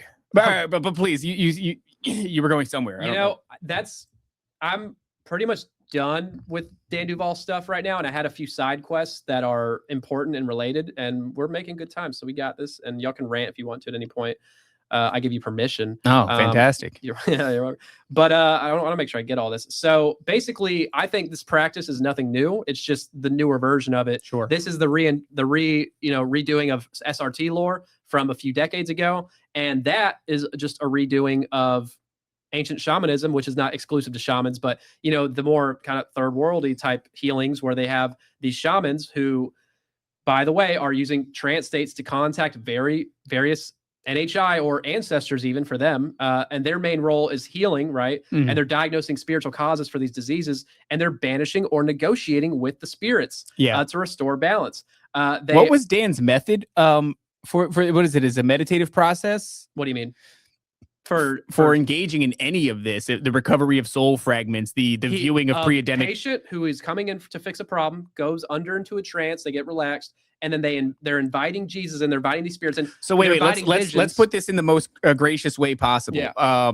So he's inviting the individual, the patient, in. Does he admit to putting them in a trance? That's what I'm saying. Like even that language, I don't know if that's really. It's I can't say for sure because I'm not in their body if it's a light or a Saying deep relax. trance, because there is a difference between a light and a deep trance, but it's one of the two. And either way, you're in a trance state where you're pre-consenting to entity invitation. That's part of it too. You're pre-consenting. Okay, what does that look like? So he's inviting the individual. He's asking them to relax, right? I imagine that's the. He says we're going to be communicating in your inner world. Go to your inner world, which is allowance, because they consent and allow a vision to start. And once the vision starts, you encounter these beings because you're like, oh, we need to find the source of this problem. If you want me to read his prayers off that he does, they are crazy. I realize I skipped Please, them. could you do? I would like to. Yeah, I kind of want to. Because even the language of allowing these things into your inner world it I raises feel like I'm being annoying when I'm asking that like these questions, but I like No, I I think want they're you to be great super questions. specific because it's hard to follow. I know. because he's going to sue us. no, it's not. He's gonna sue us. No, it's not that it's hard to follow. It's that I want to be completely sure that what this guy is saying, I'm interpreting correctly. This was our issue with Alberino as well for a long time. We're like, I don't know what the hell this guy is saying. We had to do a bunch of research. Why is that the to case with these find- guys? It's always the case. They're just drenched in obscurity. Nobody we can had to speak clearly We had to watch hours and hours of his material to make sure that this is what this guy is and saying. still come away going, "What the fuck?" Yeah. Yeah. That was very I much have the a same feeling thing. that this is going to be the case as well. Yeah, he has I included a list. I didn't do it earlier, obviously, but I skipped through it, and it is a list of his prayers in order. So this will make more sense, I guess, if I get into this. So I don't have the timestamp. Otherwise, I do the audiobook. That'd be fun. But oh well. He says, now this is for confronting evil councils and alien groups specifically. So that's just one of the many things he does. So this is a monologue prayer, which he's doing during a session. And just check it out. He goes, Father in heaven, I come boldly before your throne of grace to find mercy and grace to help in time of need. I enter your gates with thanksgiving and I enter into your courts with praise. I hide myself in Christ Jesus, and from the secret place I perform this renunciation and divorce. I command that every gate, frequency, barrier, equation, cloaking device, force field, sacred geometry, DNA matrix, apex of time, formula, defense protocol, and any other form of unholy technology that would otherwise hinder progress, conceal ungodly events, agendas, and or activities in relation to the renunciation and divorce of blank, the person. I feel like I'm listening to fucking Billy Carson. Oh my God, that guy. Right? Like, Another that's what guy this who should feels sue like. me, Bro, I hate that him. list of shit that you just rattled off, like sacred geometry. Dude, what the fuck are you saying? Where is this in the Bible? You know? Whoa. It's not done. It gets sillier. So would be deactivated, disengaged, and moved out of the way, including all connected bombs, tripwires, and booby traps. Metaphysically, of course, what are you talking about? And then he says after What chapter is this? well, it's chapter 3, but Dan Duvall's subchapter, which is it's on page 89. Oh, if you want to, if you want to, it's chapter 3. It's chapter 3. So, if you want to find the timestamp, it's probably two hours and about maybe 10 minutes, 2 hours and like 8 minutes, something like that. I'll find it. That's crazy. Because if you start at that, because there's 3 of these, and I want to read all 3 now, and there's more. So that's just the first. This is definitely like this is. Oh, hold here on. we I'll go. tell you if to go move back or Dan forward. Duvall. It's psychotic. That's It sounds the main like Morgan voice. That's the main Freeman. voice. No, it's my roommate, but possessed by an AI demon because he was too So slow. your roommate was an elderly black man. He's just a good voice actor. It is. It It's sounds a like Morgan soothing Freeman. voice, but it's It is silly. a soothing Christian voice. deliverance. I'll tell you if to move back or forward. Hold on, play it. Metaphysical law has no barriers. Oh no, go ahead Dan like Duvall's approach. go ahead the like client enters 15 minutes or go to shepherd 2:10. metaphor 2 hours 10 minutes. describes God restoring one's Man. inner life. Deactivated, disengaged. Oh, here we go. Okay, there it is. There's Oh the my silly God. voice. We're like right there. Hold on, yeah. Just let it roll. Just let it roll. Yeah. Is that on the thing? This is Did what he people- just read. Out of the way, including all connected bombs, tripwires, and the next one will read. booby This is perfect. Let it roll. traps. Apex of time really had me shitting for real. Duvall then continues with renouncing connections. I renounce my tethering to, overlaying and interfacing with, and all existence as the group and all portals that are the group and all associated gates, paths, channels, forces, genetic and cellular anchoring data packets, ungodly DNA strands, bone marrow, assignments, blood, plasma, markers, meridian lines, chakras, energy signatures, neural lace, all related powers of darkness, quantum technologies, oversouls, and any other type of malevolent You forgot undersouls. I was worried he was gonna forget the bone marrow. That was My book's fun, bro. You're I a was real worried. bitch, Seth. He was gonna forget the bone marrow, bro. That is. There's more, but It's very Billy Carson. It's thorough. It is thorough. I there's appreciate two the more of these thoroughness. prayers. I thought he was going Two to more. forget So the you, bone you marrow. stop whatever, but that's what I'm saying is he's doing. Okay, I Oh, understand. that's so It funny. gets crazier. Yeah. That's so funny. This is bizarre. Well, can you read it because it's just more efficient than skipping around and trying to find it. No, it's right there. Oh, it's right here. If we okay. keep No, playing it's it? right there. Let's keep playing. followed with a calling for judgment.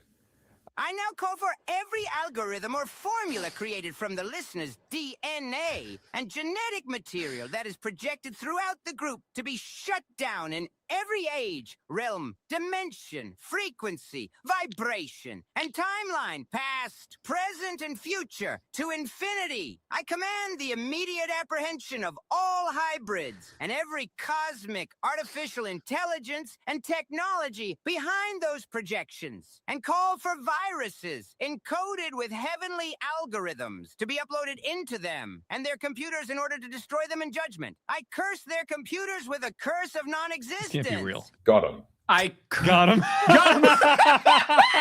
got him. Hit him with the curse of non-existence. Times infinity. There's one more, but you don't have to play it. Hack their computers. Times infinity. Hit him with the This infinity. next one is probably my favorite. I don't know. All right, let it rip. Let it rip. No, I can wanna- we read it in this one? This is Take that and that. Finally executing said judgment. I demand judgment, and I call for a crushing blow against the group and all of their operations, executed by the armies of heaven, chariots of fire, the broom of destruction, the tsunami of living water, earthquakes, airquakes, seaquakes, confusion, the acts of the Lord, and the fiery stream that Did you proceeds just say forth from the airquakes? Yeah. Airquakes, Yeah. motherfucker. Hey, man, you better watch out for Let's finish airquakes. this. throne of Finish. God to collapse all of their realms, programs, backup programs, bases, labs, craft grids, power sources, and backup power Let it sources. go, let it go. Bro, you forgot their backup generators for the backups. Your cookgate. Cook. Throughout the prayer, Dan periodically asks, "Do you agree?" You can mute it. And the client, Ow, man. So this is the shit that people are like paying for when they Yeah. join his membership. Well, look, if I'm paying join you, you better be membership. thorough with the. I want the earthquakes and the airquakes gone. Hit him with the fucking the curse of non-existence. The Aircakes. backup times program infinity. was crazy though. That Right, is in nuts. case they have backup power sources. That is so crazy. Yeah, Damn. I had a lot of fun with writing this. This guy is He's a problem. He's going to be one of the biggest false prophets to ever exist if I don't stop him. you know what I am glad about though I is love how you said, if I don't unless stop Seth him. doesn't I stop gotta him. Yeah. do it. No one else is. I do like how fun it is. Like you know, The entire book is filled with, I mean, it's all dark, real case studies and serious analysis, but like 30% of it is worded in a fun, silly, goofy manner. And then there's full on bits dedicated to like 3 to 5% of the book where I'm just doing comedic bits and going and being really like crazy about it. that is insane. Check it out. Buy my book. Give me money. Thorough prayer. And I appreciate that about him. I'm glad we included that section. I forgot how important it was. So okay, let me ask you, Top. Like, what do you think about that? What do that- I think about? Yeah, because you know do you you think were about kind of asking like, what is this guy saying Uh-huh. as he's like bringing people into this? Like, okay, so he brings you in, Mm-hmm.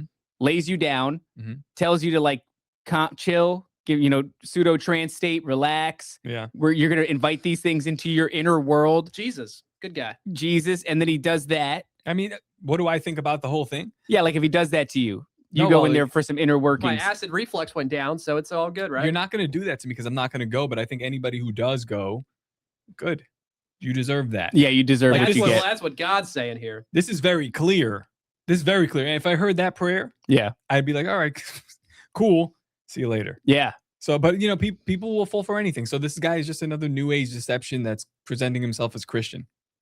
But it's working on a lot of Christians right now. Yeah, dude. Yeah. All right. I And mean, a look- lot of popular Christian podcasters love this guy. Is somebody's so Elohim, very funny, Galactic Federation of Smite. This Yeah. this we just, form. you just saw like what we just went Is through that that's for my book? with this man. other guy. It's the same shit. No, that's a different. The Christian community loves this kind of Yeah. bullshit. Mhm. They love it. But this is a way where if you were like, okay, you have this Galactic Federation of Light Mhm. and all these entities that people have been channeling, and they're constantly rebranding, presenting themselves differently, presenting different solutions, different explanations as to the nature of reality, and you wanted to bridge that group of entities to Christianity, this is exactly how you do it. It's working, and I think it's going to have a big part to play in the future with how many people he's training right now in the most important time ever to testify for Christ. He's leading people down to great deception because it's coinciding with it. I can't shake that, it's man. extremely compatible with what is coming. Yeah, Exactly. Which is why I which is why I worry about his rise that's happening right now, very accelerated wise, and why my little dumbass has to be the only one who can apparently focused on him to take him down, because nobody else is attacking him, or if they are, I don't know, and they're not talking about SRT and how it's a rebrand. And if they break it down like I planned on doing today, then they would see this is no way they can coexist. And that proves the demonic deception. It proves the vision theory without the astral lore we already got into. It proves the vision control. Yeah. So I didn't even need to do last episode, but it dives No, but deeper. it's good to lay important. that groundwork so people But understand. that's Even why I what had the- a whole plan, 1 part, 2 part, and then third is reincarnation, totally breaking that down, which is important too. But this is a bigger deal to me right now because it's time sensitive. Man. So please Has spam this guy shit launched his everywhere. program? What? Has he launched his program of like discipleship of teaching Yes, yeah. people? He's doing it It's right the now. website. He's taught hundreds. He's currently teaching hundreds. He said he's going to be soon in the thousands, so over 1,000. That's a lot. What's that People are watching his website? interviews and loving him and saying, "I want to join up and help people," and it's a good intention, but it's flawed, deeply and scripturally, obviously. Oh, is it incompatible. Bride Movement Yeah. Bride Ministries or Bride Ministries? Okay, yeah, bridemovement.com. Equipping the body of Christ with community. It seems so innocuous on the surface. yeah, it's not a cult. Prayer, give to missions, support the missions, train, shop. You can shop. Dude, honestly, Sign up and train, infiltrate. if you look at this, like there is I'll do it. nothing. The Great Deception is incoming. Okay, cool. Connect with us in person or online for worship, teaching, and fellowship. There is Connect the knife to nothing, your guts, brother. dude. There's That's what I nothing should've in said. this that is even kidding. vaguely reminiscent of what we just heard. Nothing. Interesting. Nothing about this website is vaguely. This They looks don't want to like, give the details up to people who aren't in their No, their for office ready sure. for a session. but this because looks it's like too a much. run of the mill, like church fellowship Just- experience. Like, They got to make it seem normal and casual because it's freaky deaky. wow. I'm just surprised. I expected to see some wonky kind of explosive content on this website, and I am seeing the most milquetoast.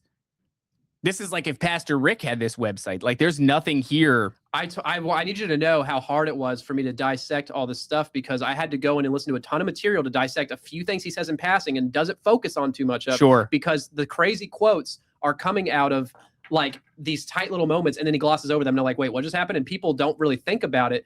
But I mean, here's one that I got the other day that I wrote in the book. It's not in the book, but I wrote it down. He says, I think I tweeted this. He says, we found fragments of people's spirit on board craft operated by the Galactic Federation. You know what's really strange? Promoting Galactic Federation. Right, I was lore, just gonna say which is Galactic Federation. And people started laughing, so did Dan, kind of nervously, but then he glossed over it and moved on. You know what's really weird? 1, 2, 3, 4, 5, 6, 7, 8, 9, 10, 11, 12, 13, 14, 15, 16, 17, 18, 19. The numbers are weird. There are 19 people on his coaching thing, Yeah, coaching, yes. and 3 of them are dudes. The rest of them are this all makes women. a lot of sense. All- Women yeah, step because up your women game. like they love this kind of I know, shit, I know. man. Well, they want to be healers and caretakers, and I appreciate 1, that and 2, the 3. intention of it, but it's deeply flawed. There's legitimately 3 dudes on This this makes entire sense. thing of coaching. Him being one of them, and all the rest of them are women. So these women are going to coach you on how to do the pre-Adamic thing, how to find your soul fragments, how to reintegrate them. If a woman's healing me and it's not with a sandwich, I question it. That is crazy. That is crazy, dude. Oh, I see here. It seems like these healers go to a class because they have class dates of 2022, 2024, 2021. Soon to be in the thousands. Mhm. So that's crazy. That's a lot of numbers. He's blowing up, like I said. So, help me make this viral, guys. Please. That's interesting. Maybe Yeah. look This into is some of these coaches too. It's interesting because now you've put somebody who otherwise wouldn't have been on my radar. Well, he's about to be soon anyway. Yeah, I mean, but in this manner, I'm sure it would have happened eventually because Yeah. you can only go so far before the message that you're there to preach actually comes out. Yeah. So I'm surprised y'all haven't heard much about it. I mean, I had to dive No, in. I've actually I did listened. a lot of crazy research into this specific I've listened topic, to his so- appearance It was or fun. appearances. To me, in my opinion, I'll be honest. What I heard on Merkel, I was like, that was fun. But actually, You're doing things passively. I I'm was like in the fucking- gym. I remember where I was. This is before I was even working in the standard. I Where was were right there you?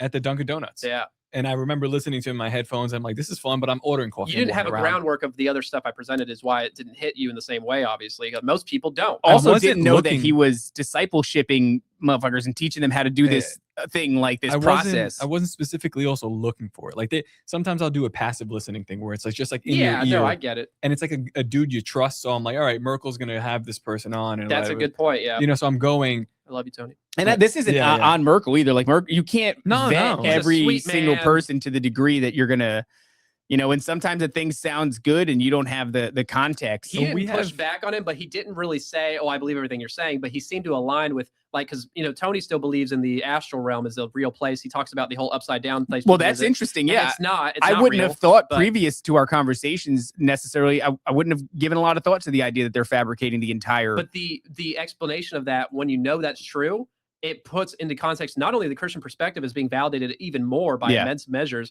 but it also explains all these psychic vision testimonies of these fabricated things that don't make sense, and it explains past life memories, which no one else I've seen have an explanation for besides vision impression. Which, you know what else it Well, explains? there needs to be an explanation of that as well, where like the astral realm not being real, it's like not real, but it's a thing that's happening. Yeah, it's a You know real what I'm saying? experience. and I'm very clear about that, obviously, but it's planted in somebody else's dream and they're controlling it. Basically. Another thing that it also proves is when people, they have remote viewers that look into like unsolved crimes and stuff. Sometimes they they find right them- a lot. Well, sometimes but sometimes they don't. But they still saw the thing.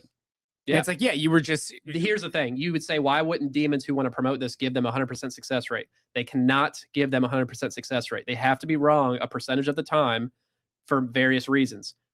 Because they need it to seem like it's not a perfected thing. Because once you get 100% success rates in crime, then you go, oh, well, then every other data point must be correct. But the data often conflicts with other remote viewing data. So to have that exist, you have to leave room for error. I didn't include that in my book, but that's smart, and I just thought of it. and it makes no, but think about it. They always leave room for error because it's up to it's a human ability. It's not a demonic impression thing, they say. So Human error. They need to be human error is a factor here. It is your psychic ability, not theirs. That's right. So they need to have like certain levels of inaccuracy, and some people have higher accuracy than others, and I think that has to do with just picking and choosing who's more of a better vessel. And like Joe McMoneagle, the biggest remote viewer ever, or one of them for the government, is one of the most successful ones, and he's also one of the biggest proponents. And he worked with Monroe Institute. His wife was the president of it for years.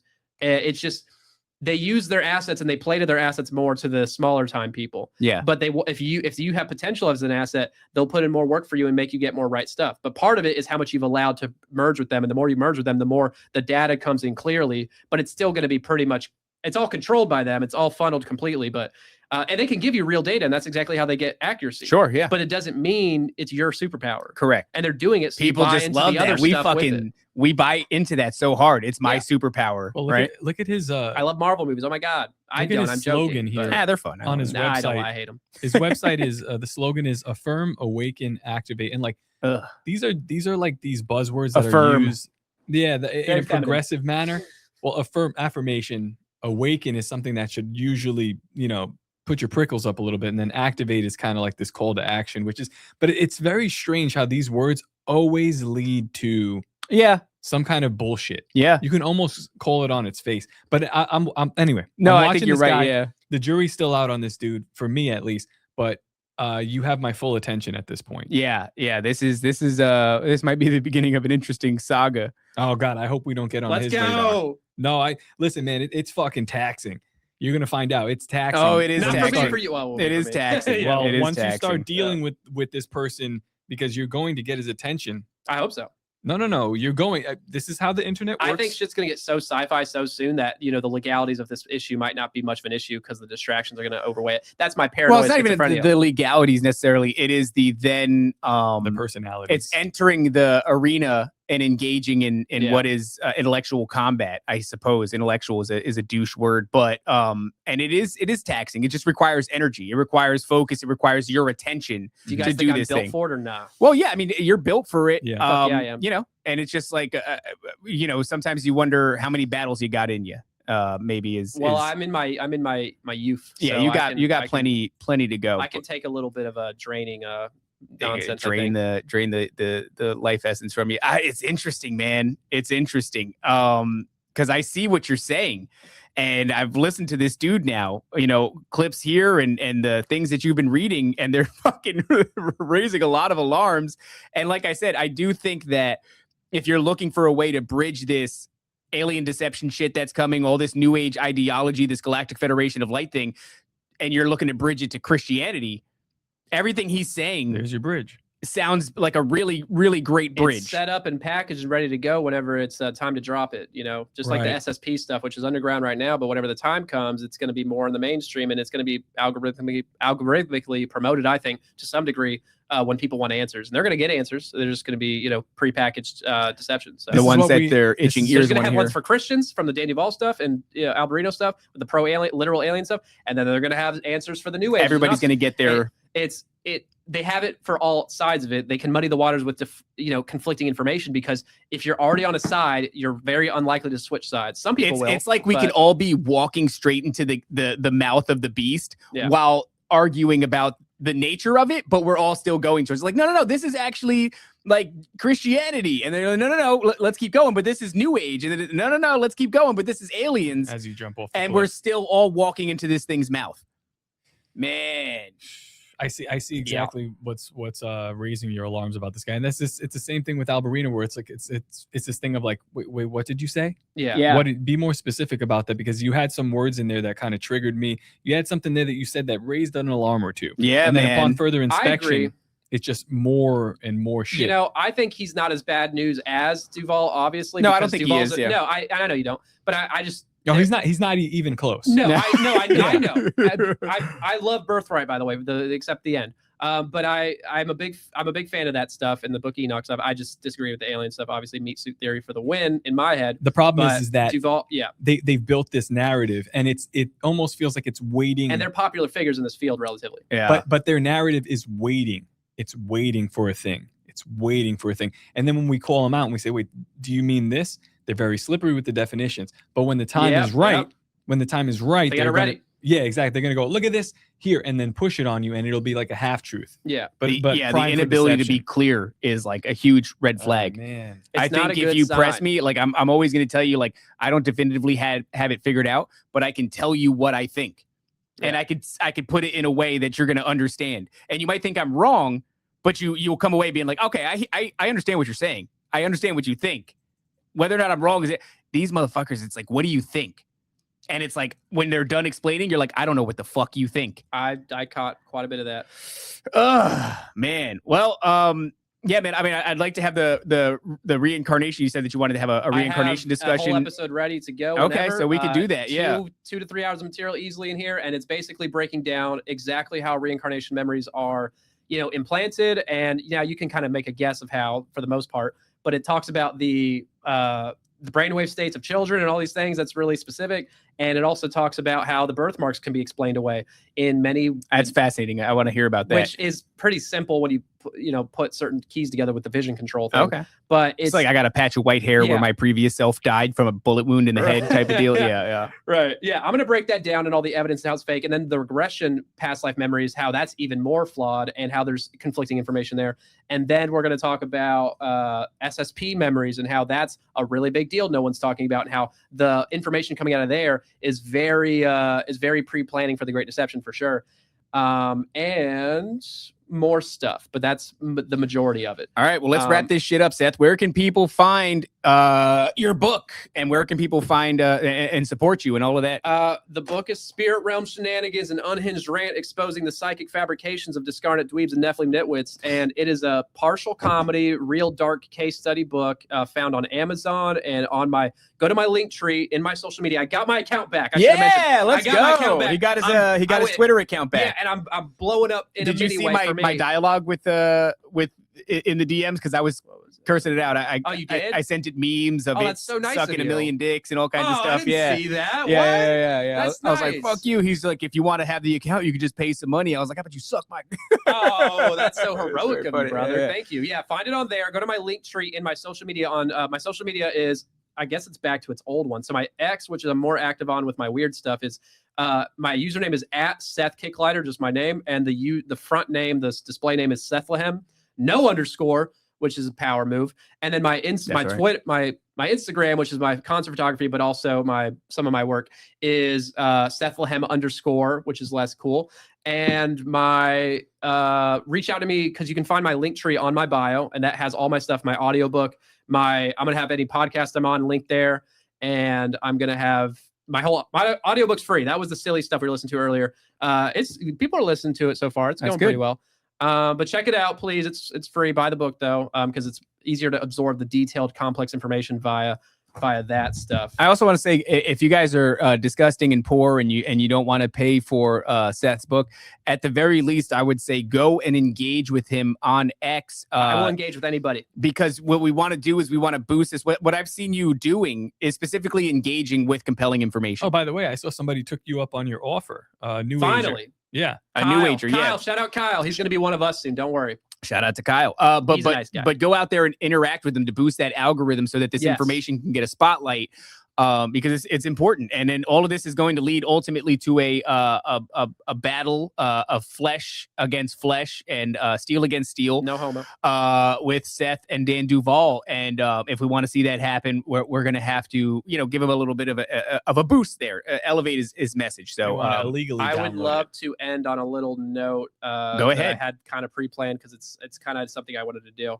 What was it? Okay, so this is a little unrelated, but I wanted to shout out my one of my male role models, account name red_river_D.